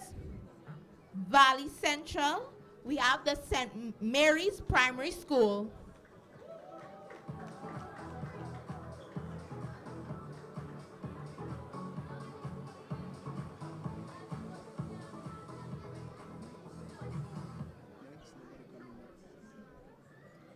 North and Northeast, we have the Roosevelt Douglas Primary School.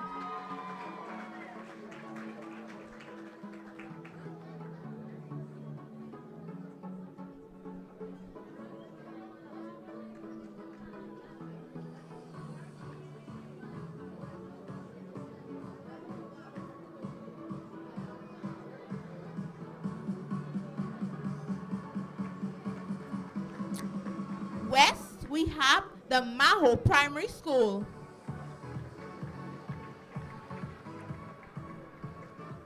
East and Southeast, we have the Cassibus Primary School.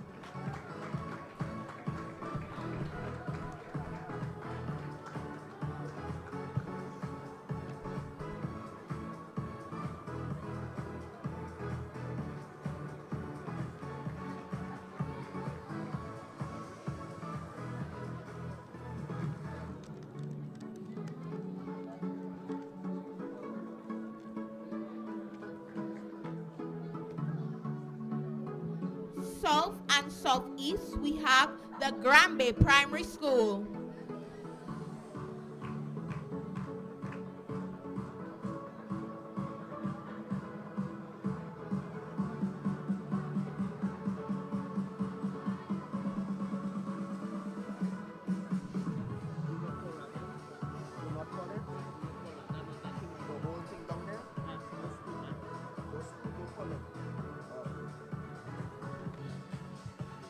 We move on.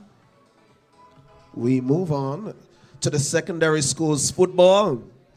Secondary school girls football festival, most goals, and we have a sister here because she's out of state, is Lamaya Ford from the Portsmouth Secondary School with 4 goals.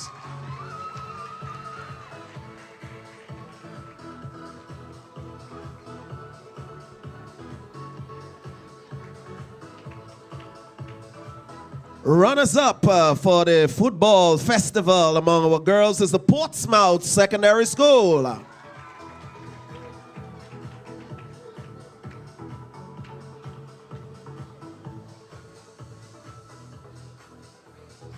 I'm not seeing no representative from PSS. Please, all recipients of awards, pay attention to the program so we can smooth nicely, can flow nicely.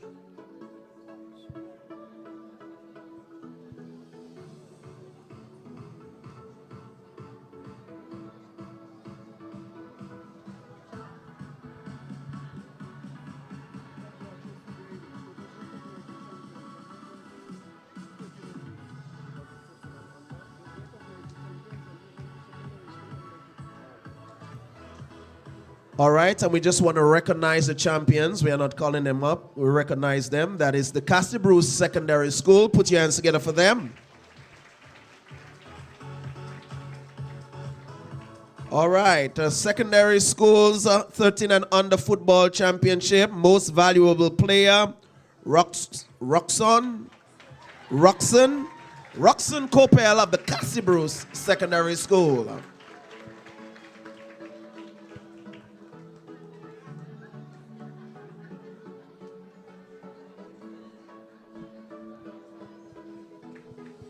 He will also receive the trophy for the most goals scored.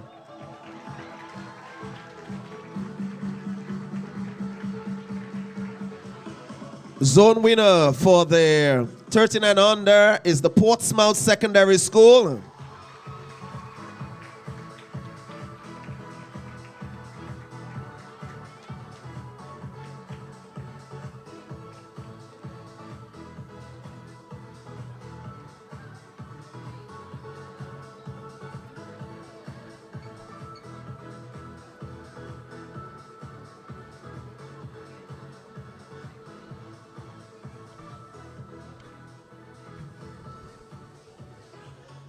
In the exciting finals that were carried live via the Dominica Broadcasting Station, the runners-up are also the Portsmouth Secondary School.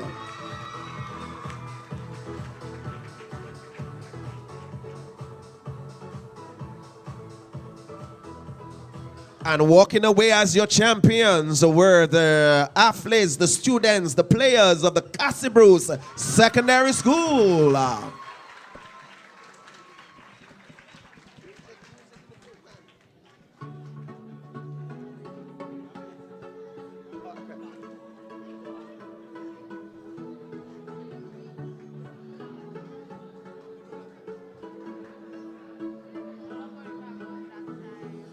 Yes, sir. Cassie Bruce is there in their numbers. It was a wonderful finals.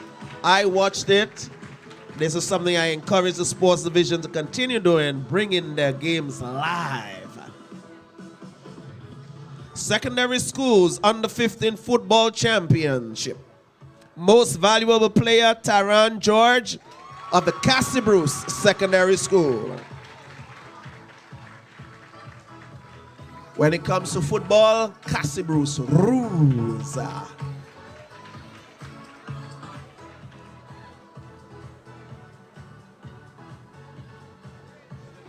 We also have the most goals going to Taron George as well. 11 goals.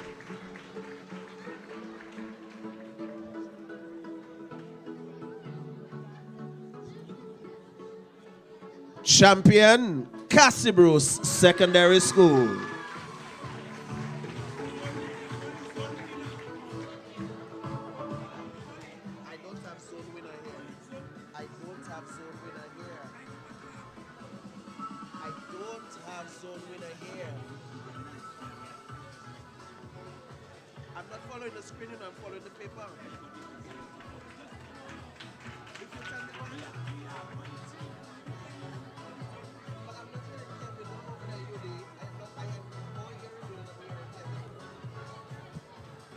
All right, so these are the zone winners from my understanding.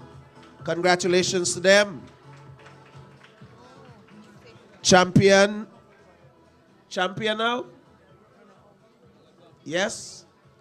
Champion, Cassie Bruce Secondary School.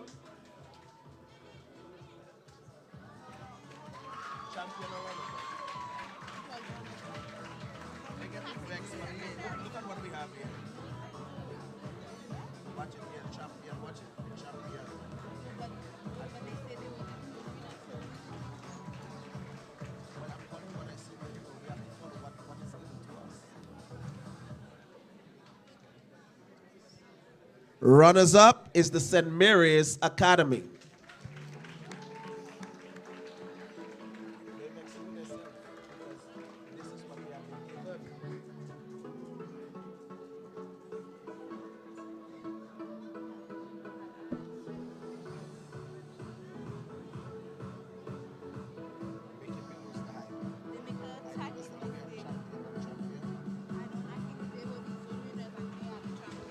Champion, Dominica Grammar School.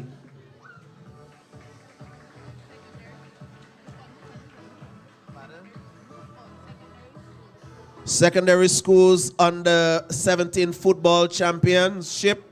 Most valuable player, Chance Marshall of the Dominica Grammar School.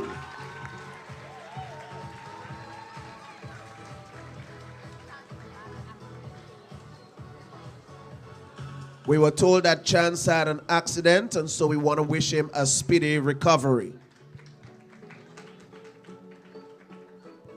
Most goals go to Kenneth Valmont of the Cassie Bruce Secondary School.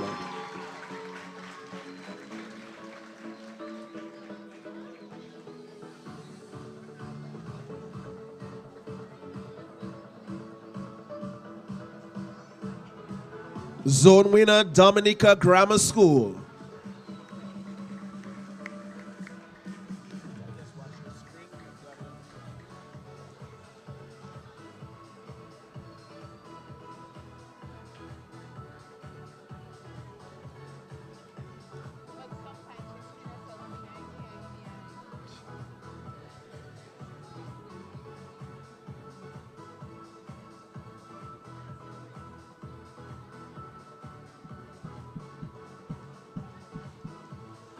Runners up, Cassie Bruce Secondary School.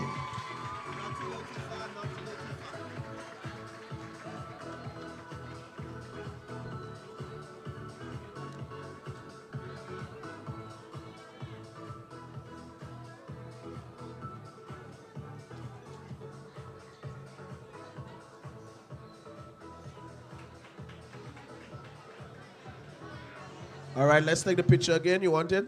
Yes, come.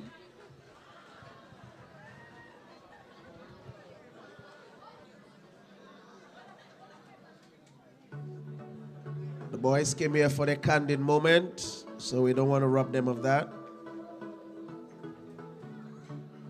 Secondary schools under 20 football. Most valuable player, Kian Thomas of the Dominica State College.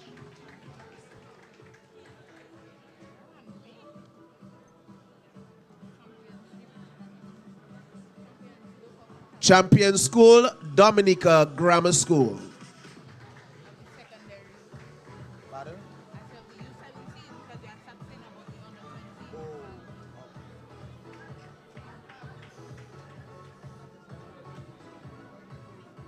Congratulations to Grammar School. That too was a very nicely contended match that was carried live across the airwaves.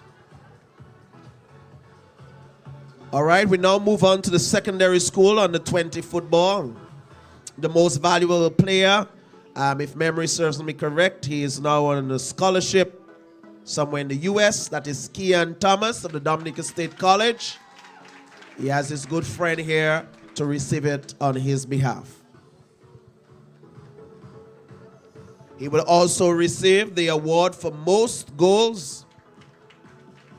Most goals, he also receives that award.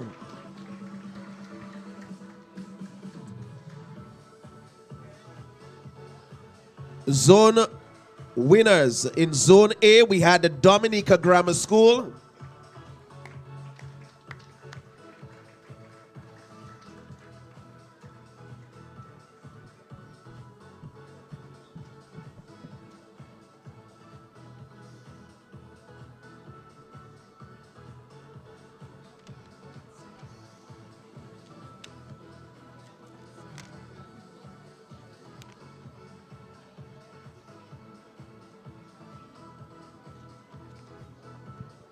Zone B winners, Academic School of Learning.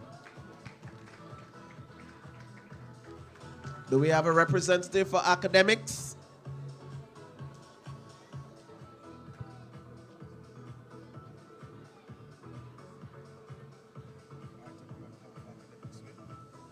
Runner-up, Dominica Grammar School. Come on, don't let it die. Keep the hype.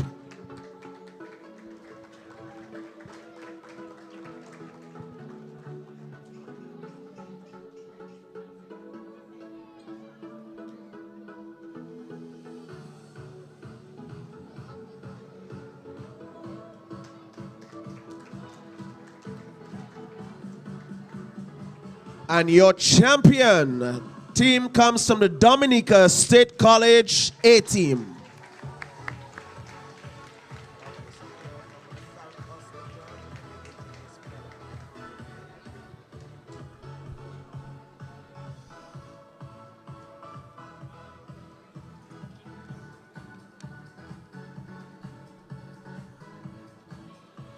We say thank you to Honorable Oscar George for assisting us with those awards. We'd now like to call on Honorable Fenella Wenham Shepherd to assist us with the giving out of these awards. We are moving on to the Table Tennis Awards.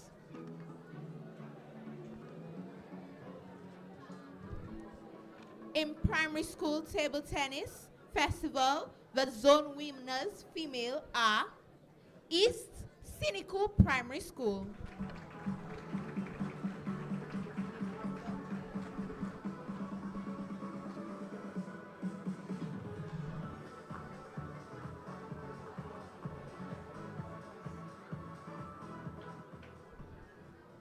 South Grand Bay Primary School.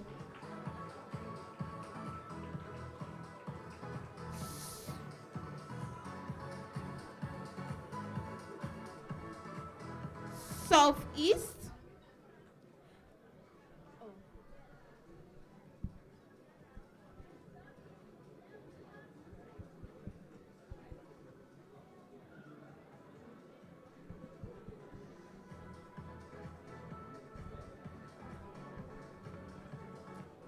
Southeast, we have the Delices Primary School. Northeast, we have the Wesley Primary School.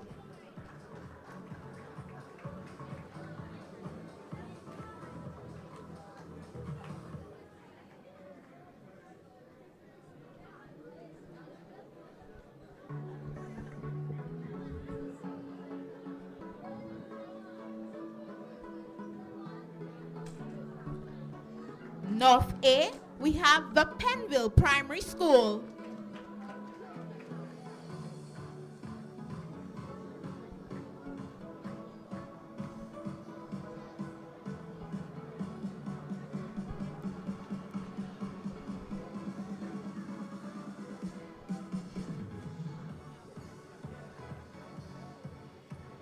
North B, we have the St. John's Primary School.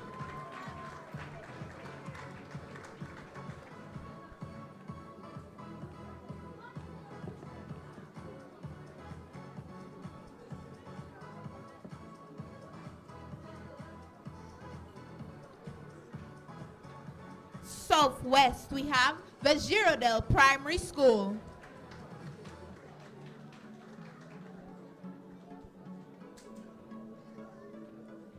The zone winners male. East, we have Cynical Primary School.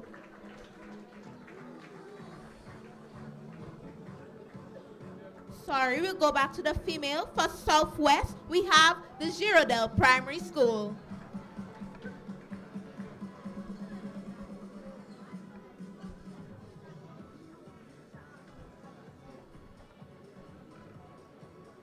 Now we move on to the zone winners male. From East, we have the Cynical Primary School.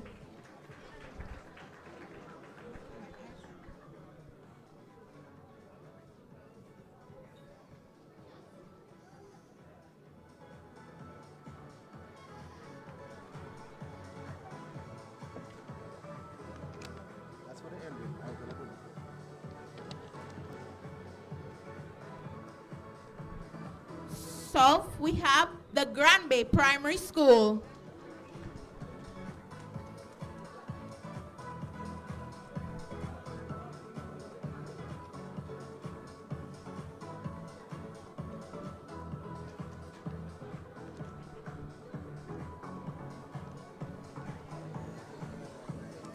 Southeast, we have the Mont John Primary School.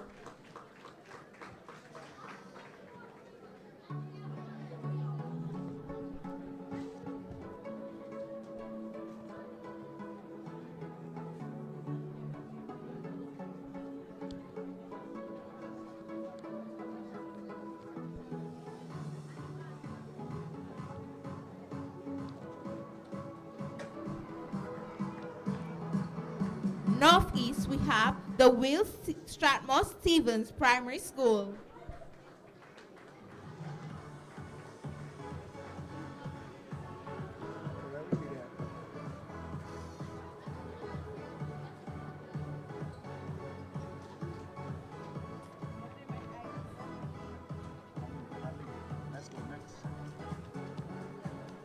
North A, we have the Penville Primary School.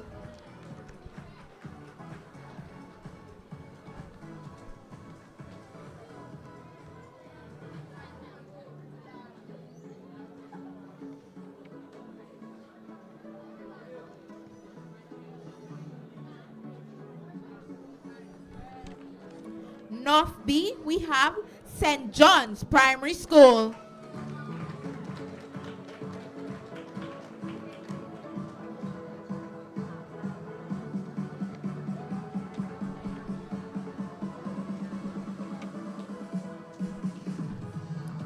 Southwest, we have the Mount Prosper Primary School.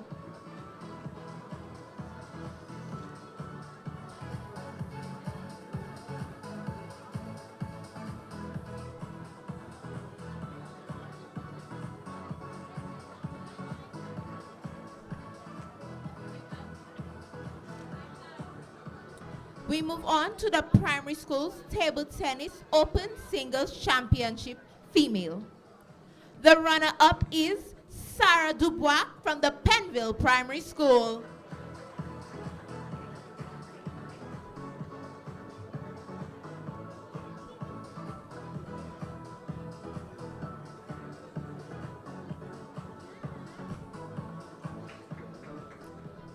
And the champion is Diana Joseph from the St. John's Primary School.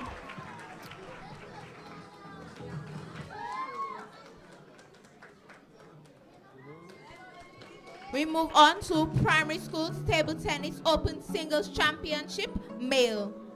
The runner-up is Nelson Valmore from the Will Strathmore Stephen Primary School.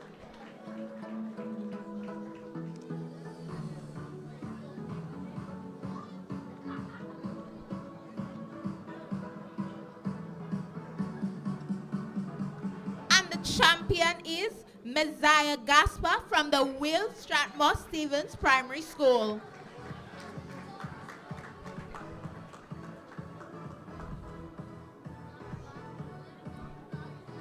We're moving on to the primary school's table tennis championship team events female. And the runner-up is the St. John's Primary School.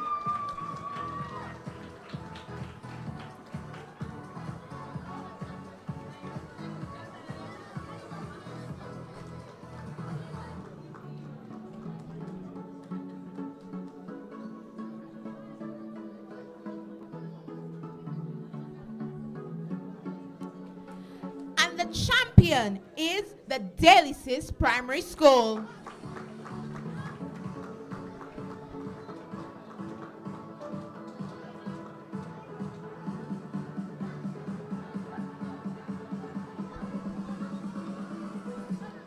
We move on to the primary school's table tennis championship team events male. The runner-up is the Cynical Primary School.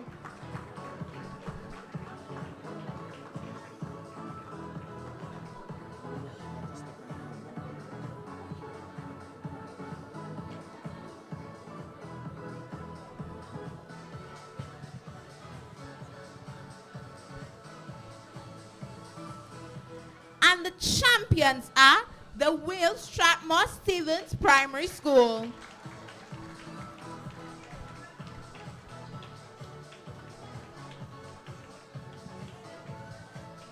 We get ready to move on into the secondary schools table tennis.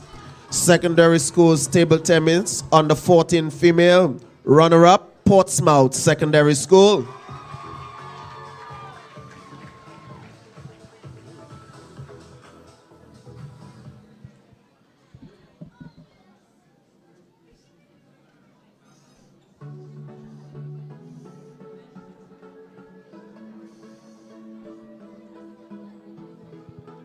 The champion, Northeast Comprehensive School.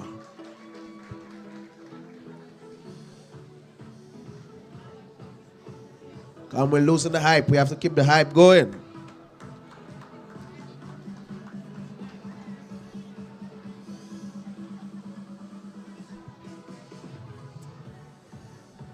Secondary school table tennis under 14 boys. Runner-up, Northeast Comprehensive School.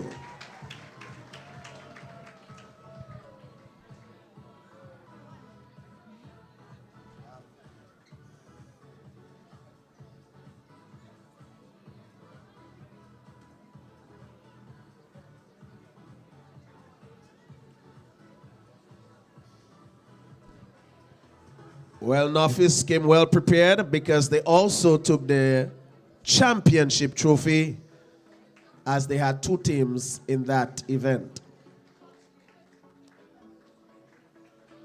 Northeast. So I guess one is B and one was A.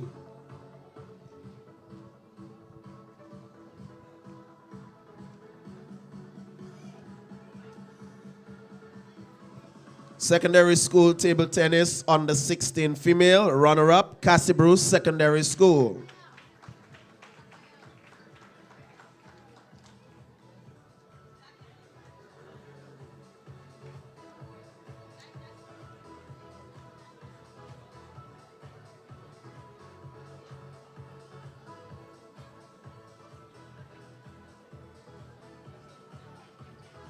The champions are the Northeast Comprehensive School. Northeast not in the house again?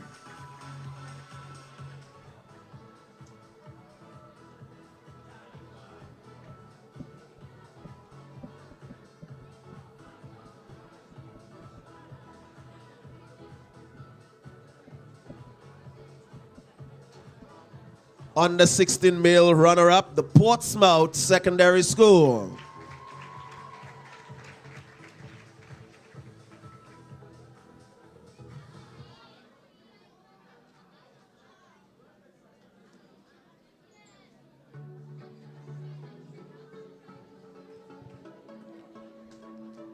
Champion, Northeast Comprehensive School.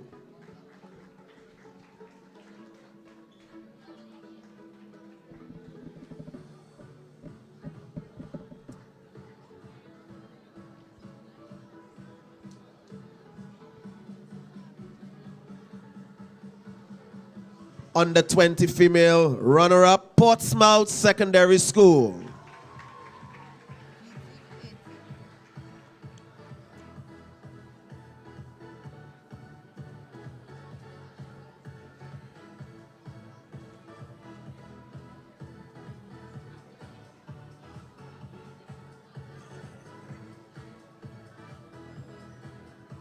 And the champion trophy also goes to the Portsmouth Secondary School.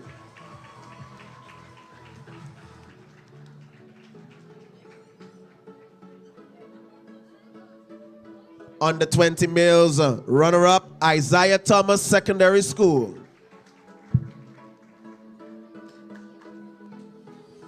Come on, man, clap for them, make some noise for your school.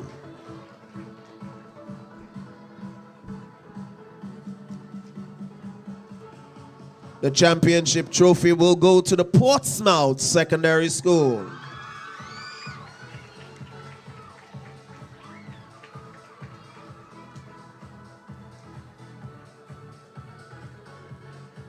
I see we have Jeriah Lewis there with them. Past student of the Portsmouth Secondary School, now a present student at the Dominica State College.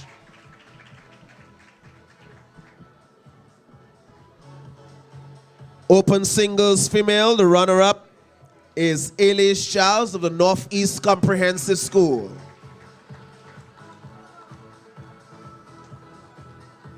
Was happy to have Elise Seven with us there on the 13 and under netball as our team captain. Champion female, Lemaya Ford of the Portsmouth Secondary School. Her sister is going to receive it on her behalf.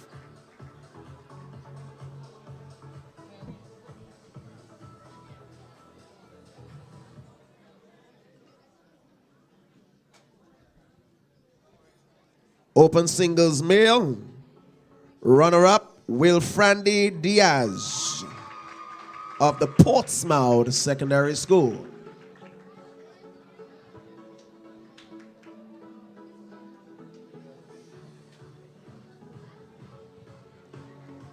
Champion male, Jeriah Lewis, present student now at the Dominica State College, but past student of the Portsmouth Secondary School.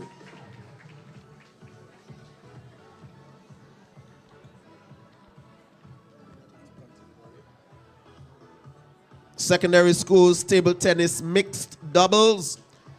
Runner-up, Jerry Prince and Daniqua Harriet of the Northeast Comprehensive School.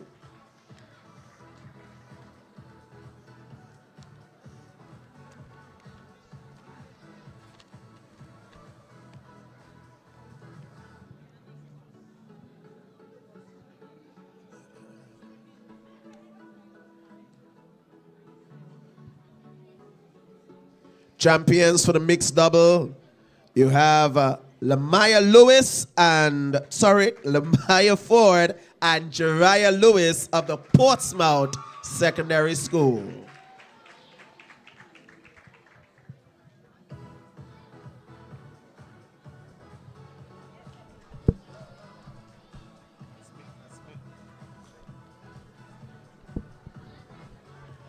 We say thank you to the Honorable Fenella Wenham Shepherd for assisting us with those awards. At this time, we will call our keynote speaker to assist us with these awards. Mr. Kavem Hodge will assist us with the cricket awards. Secondary schools cricket zone winners, under 15, Northeast Comprehensive School.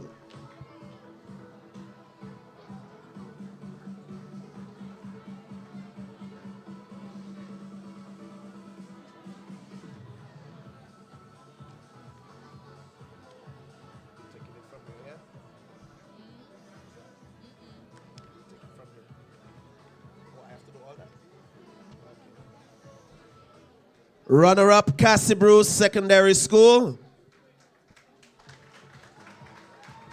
Under 15 cricket, Cassibrew Secondary School.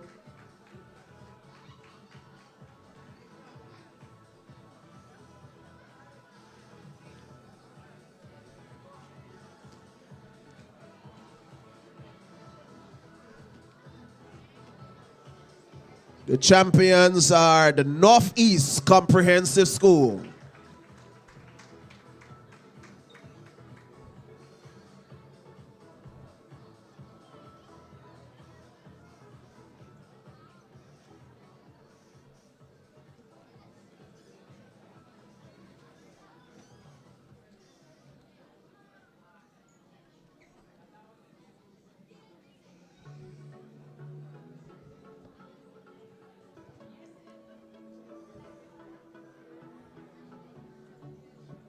Moving on to the under 20 category.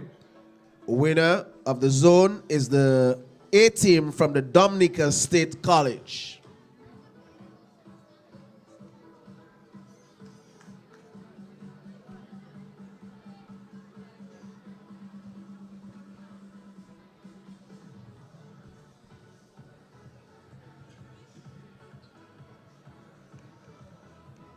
Winner of Zone B is Academics.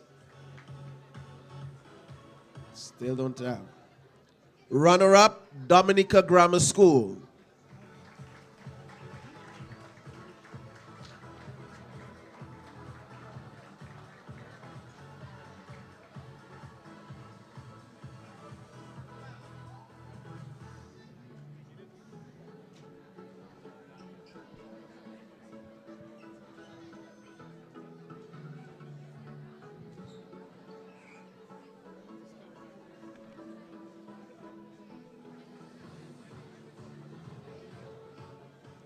And the championship trophy will go to the Cassibru Secondary School.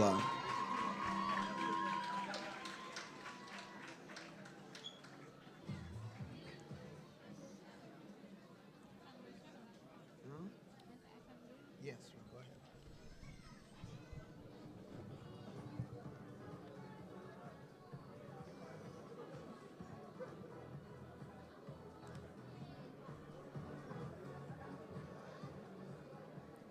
We move on to the Secondary Schools U15 Cricket Championship.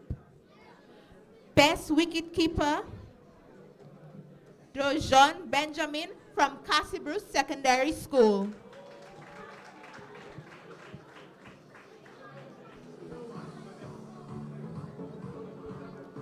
Sorry, Dewan Benjamin from the Cassibru Secondary School.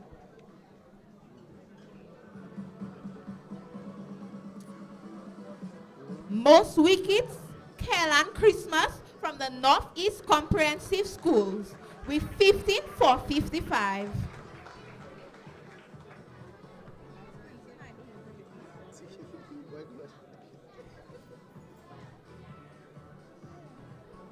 Wait right there, because highest individual score goes to Kellan Christmas from the Northeast Comprehensive School with 62 runs. Stay right there again.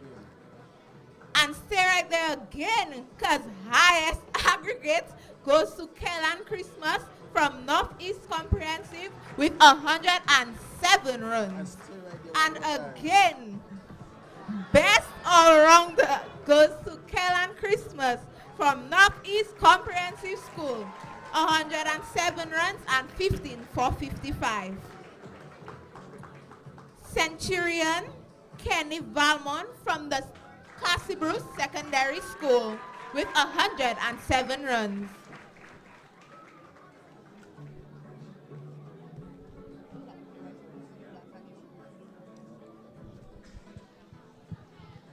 Under 20 cricket, best wicketkeeper, Luvio Charles of the Dominica State College. Luvio Charles of the Dominica State College.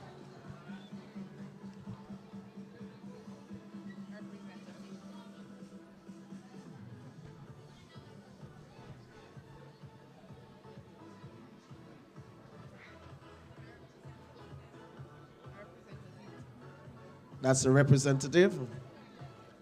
Most wickets goes to Jason Vidal of the Dominica State College, 27 for 107 runs.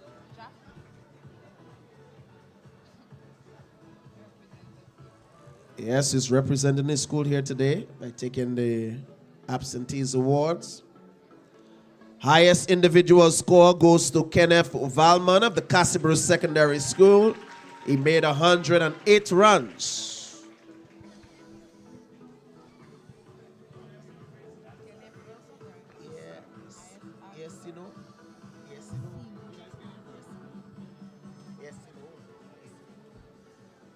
Highest aggregate Esino Fontaine of the Cassibru Secondary School with 232 runs.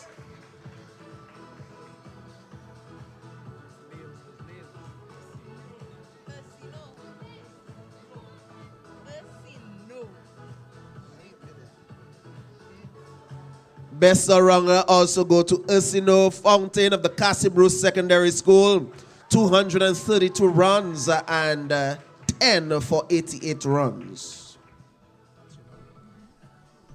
We say thank you to Mr. Kavim Hodge for assisting us with those awards. We now call Honorable Darren Lloyd to help us distribute the volleyball awards. We start with primary schools volleyball. Your zone winners, female, are West,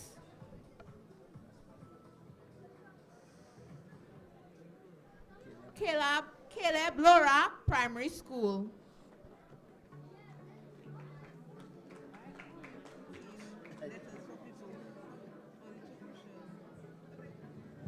Is Caleb Laura here?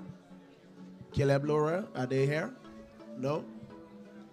We move on to West Mill Grandford Primary School. Let's get the energy up, guys.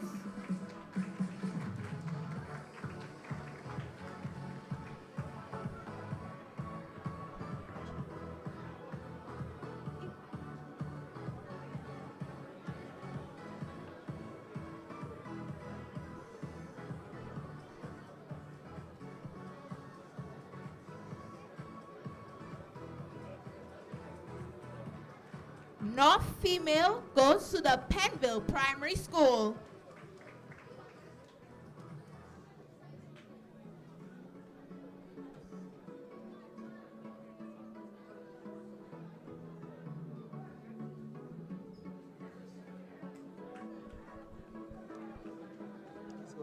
North male goes to the Cynical Primary School.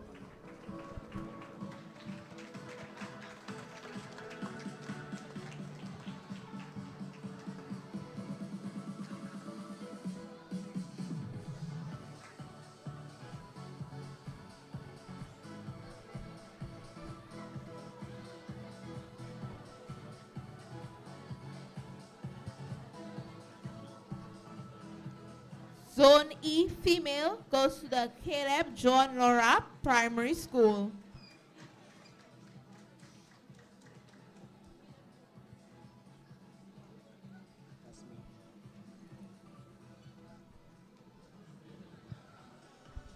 Okay, we are moving on to the secondary schools volleyball. Female most valuable player, Godisha Joseph of the Northeast Comprehensive School. We have a representative coming to receive that award on her behalf.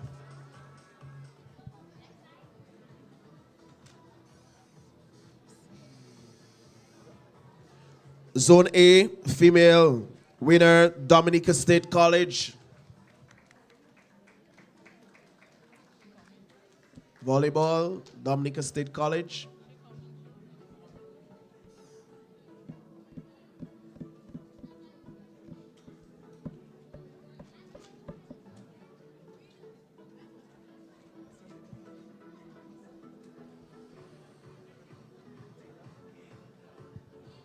That's Kelda Sorrendo. She was part of our volleyball team across there at the Windward Island School Games. Zone B female, Isaiah Thomas, Secondary School.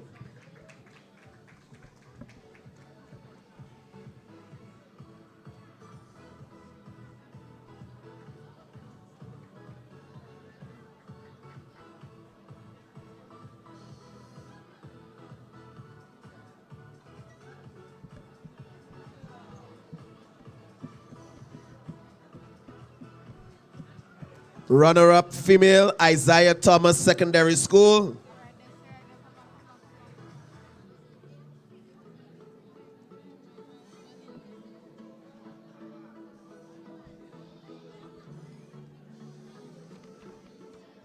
Champion female, Dominica State College.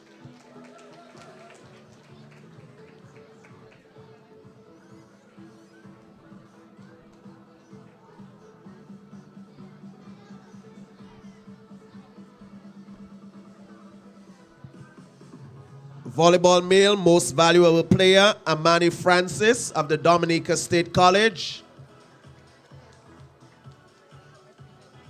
A representative is coming for him. Amani would have served as a volleyball captain for the Windward Island School game and overall team captain for the Windward Island School games. Winner Zone A, male, Dominica State College.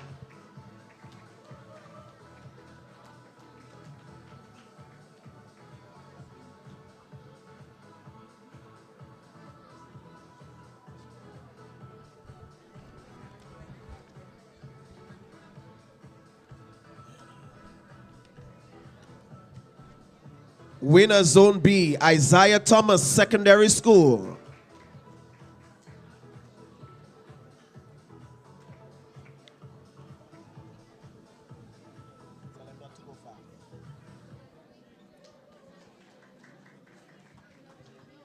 Runner-up male, Dominica State College.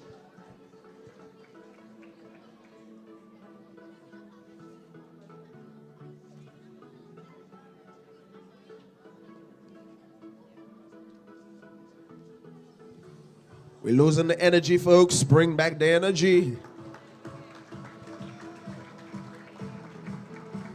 Champion males, Isaiah Thomas Secondary School.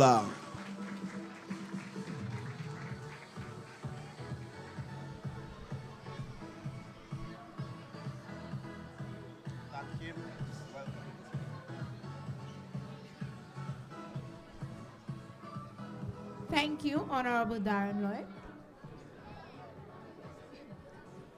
We now call Honorable Fidel Grant to help assist us in the distribution of the basketball awards.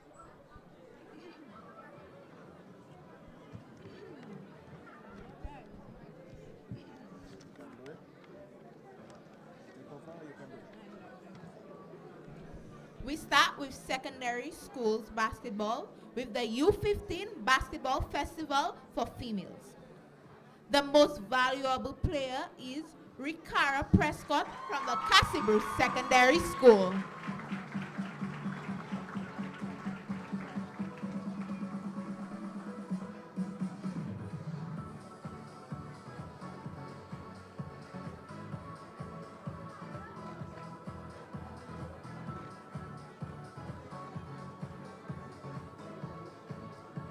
Runner-up female is the Portsmouth Secondary School.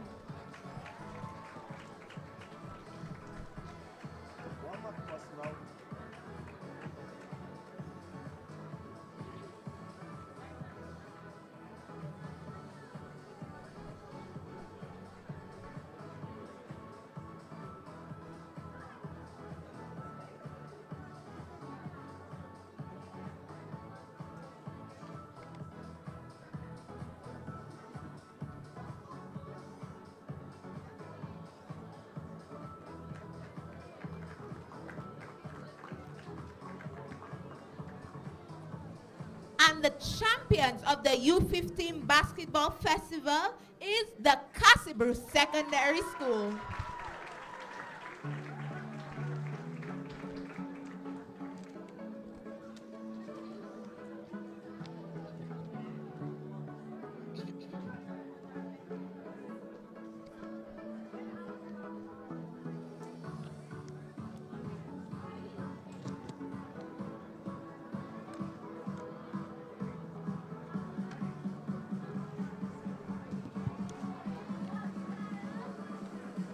We move on to the secondary school U15 Basketball Festival males.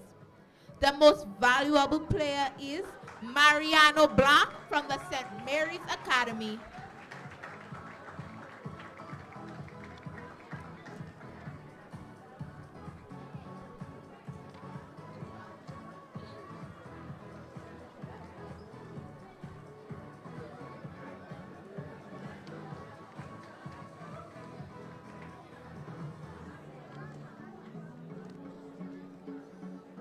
And the runner-up is the Portsmouth Secondary School.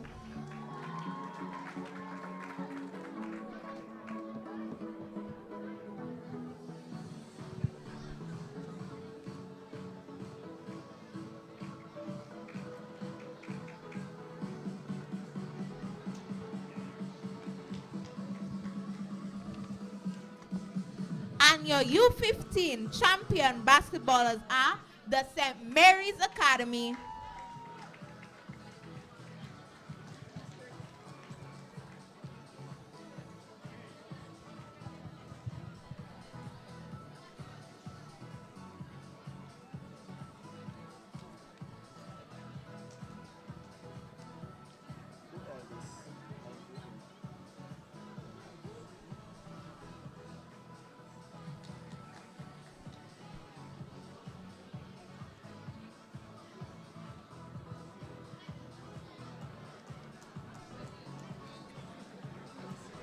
We move on to the secondary school U20 basketball female.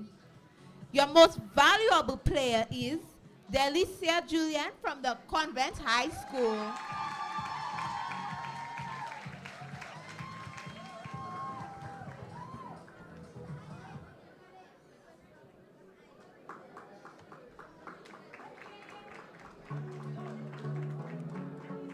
And the top scorer is Lemaya Ford from the Portsmouth Secondary School.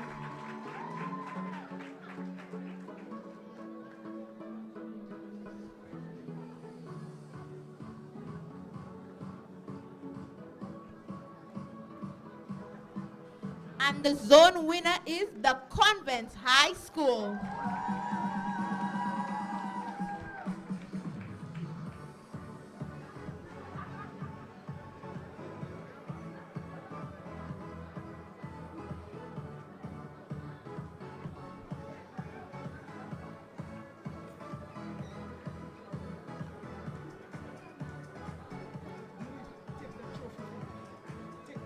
Stay right there because the runner-ups are the Convent High School.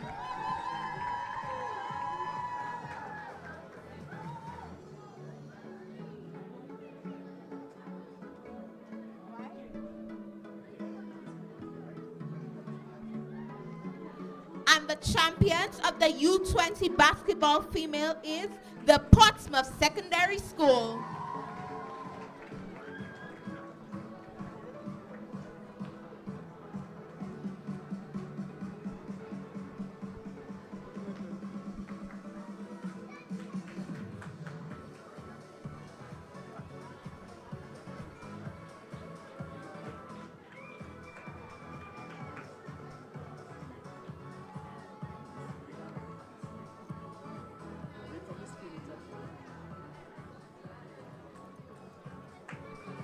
Secondary school U20 basketball male, the most valuable player is Meshach Dubule from the Isaiah Thomas Secondary School.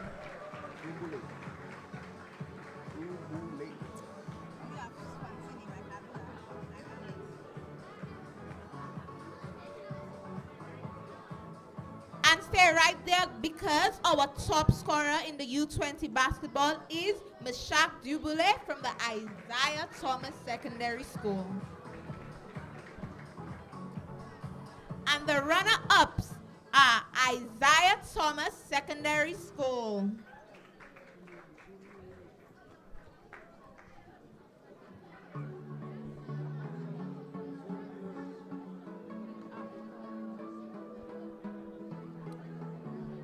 And the zone winner is the Dominica State College.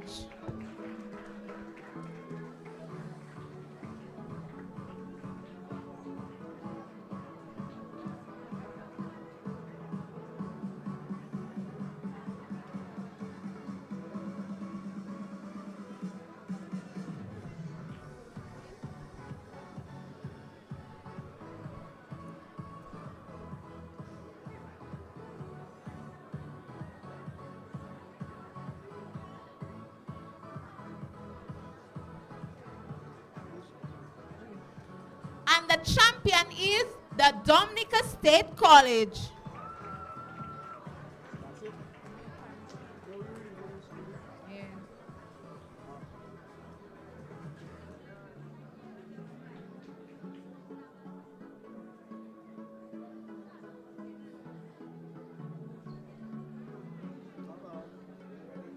We will now do the primary school's mini basketball female. The zone winner is from the Northeast, Will Stratmore Stevens Primary School.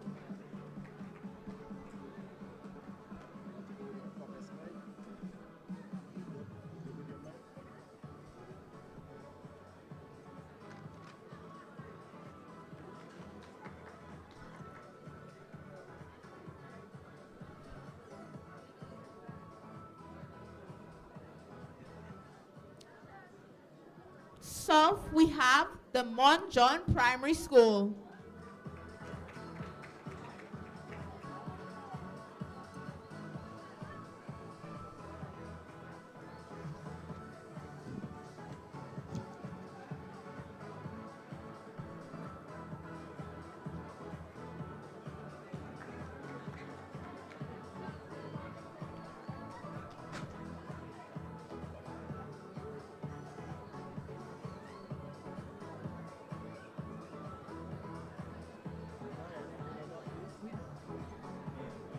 Northeast male, we have the Will Stratmore Stevens Primary School.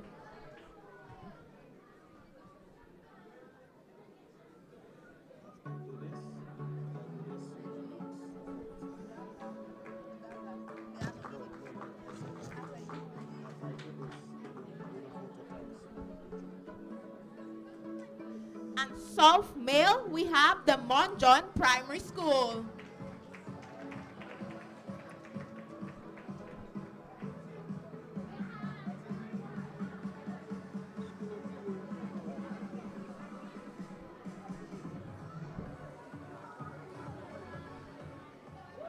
Yes.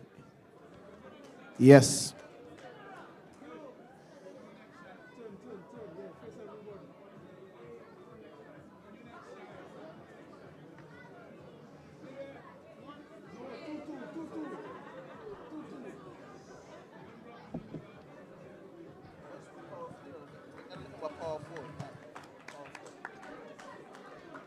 Okay, we're asking the Honorable Fidel Grant to remain and for the Honorable Oscar George to join him up at the front, please.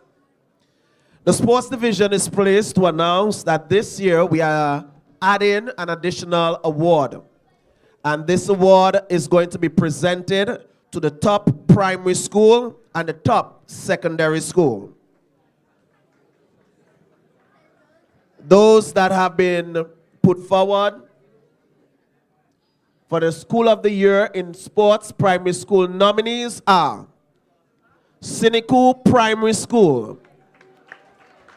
We're just applauding them, eh? We're not calling them yet. The next one, the St. John's Primary School.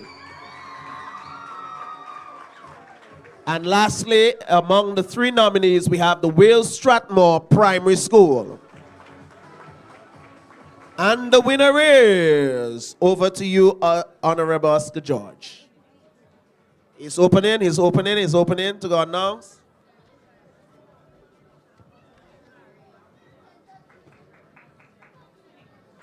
And the winner is... Shout it out. The Siniku Primary School. Congratulations to the Siniku Primary School. They would receive an award and also something special from the Prime Minister for winning School of the Year. They would also receive a special token there from the Prime Minister of Dominica. Where's the principal? Where's the teacher? A principal, a teacher. We're asking a principal, a teacher to join them to receive what the Prime Minister would have sent to the school. Receive the gift from the Prime Minister on behalf of the Siniku Primary. Come, go across by the minister. You and the minister hold the envelope. The teacher and the envelope and the, okay.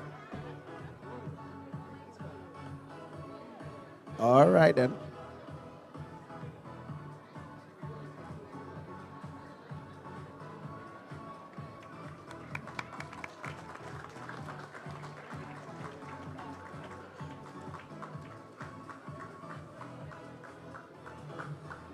Let me hear you say, yeah, yeah, for Cynical.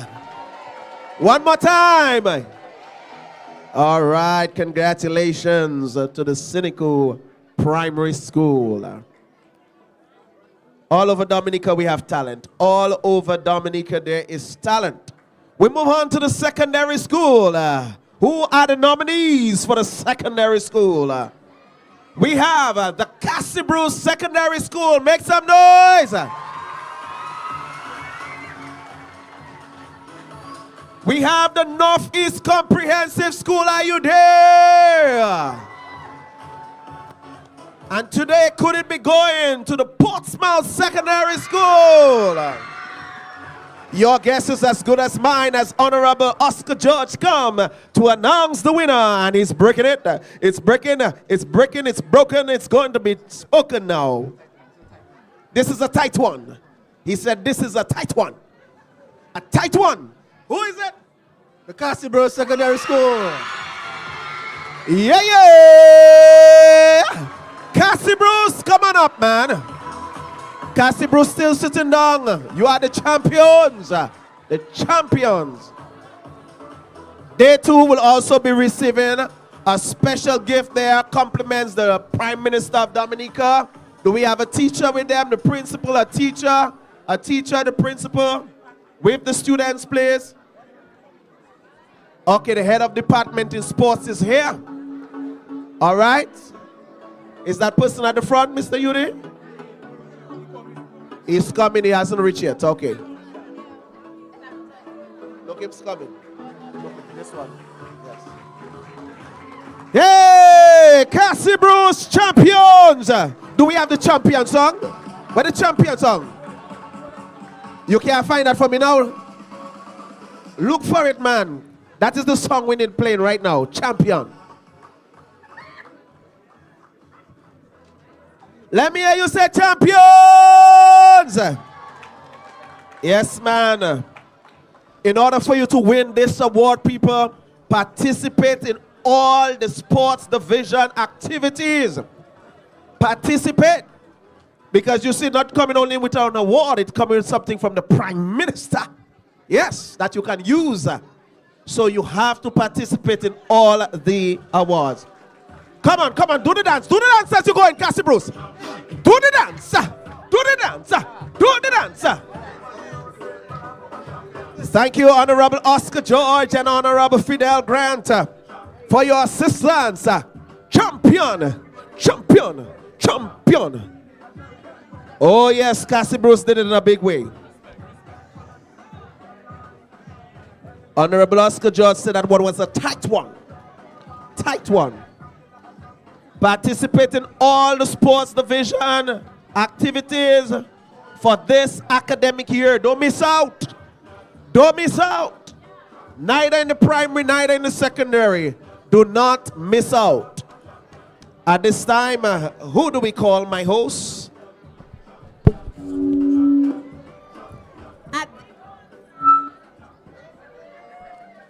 At this time, we'll call Miss Kenya John, the captain of the Dominica Windward Island School Games netball team, to lead us in the vote of thanks. Yes, and Kenya was also the overall captain for the entire team. So we are happy to have her here, El Capitano. You're going to use this one? Good afternoon.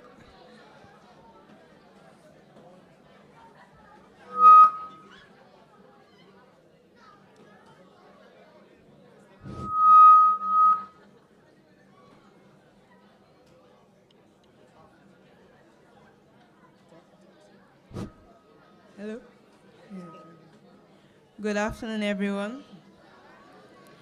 The success of school sports in Dominica does not only benefit the staff, the sports division, Ministry of Sports, and by extension, the government. Among the greatest beneficiaries are the student athletes who engage in the various sporting activities throughout the academic year. For this reason, it pleases me greatly to be the one selected to deliver these words as an expression of our gratitude. To the representative of the Honorable Prime Minister, we are indeed grateful to you for gracing us with your presence and for your words of encouragement. Honorable Greta Roberts, we are always honored whenever we are graced with your presence, and today, coupled with your remarks, give us even greater pleasure. To the Honorable Fenella Wenham Shepherd, we are pleased with the comfort of the venue situated in your constituency and your remarks as parliamentary representative.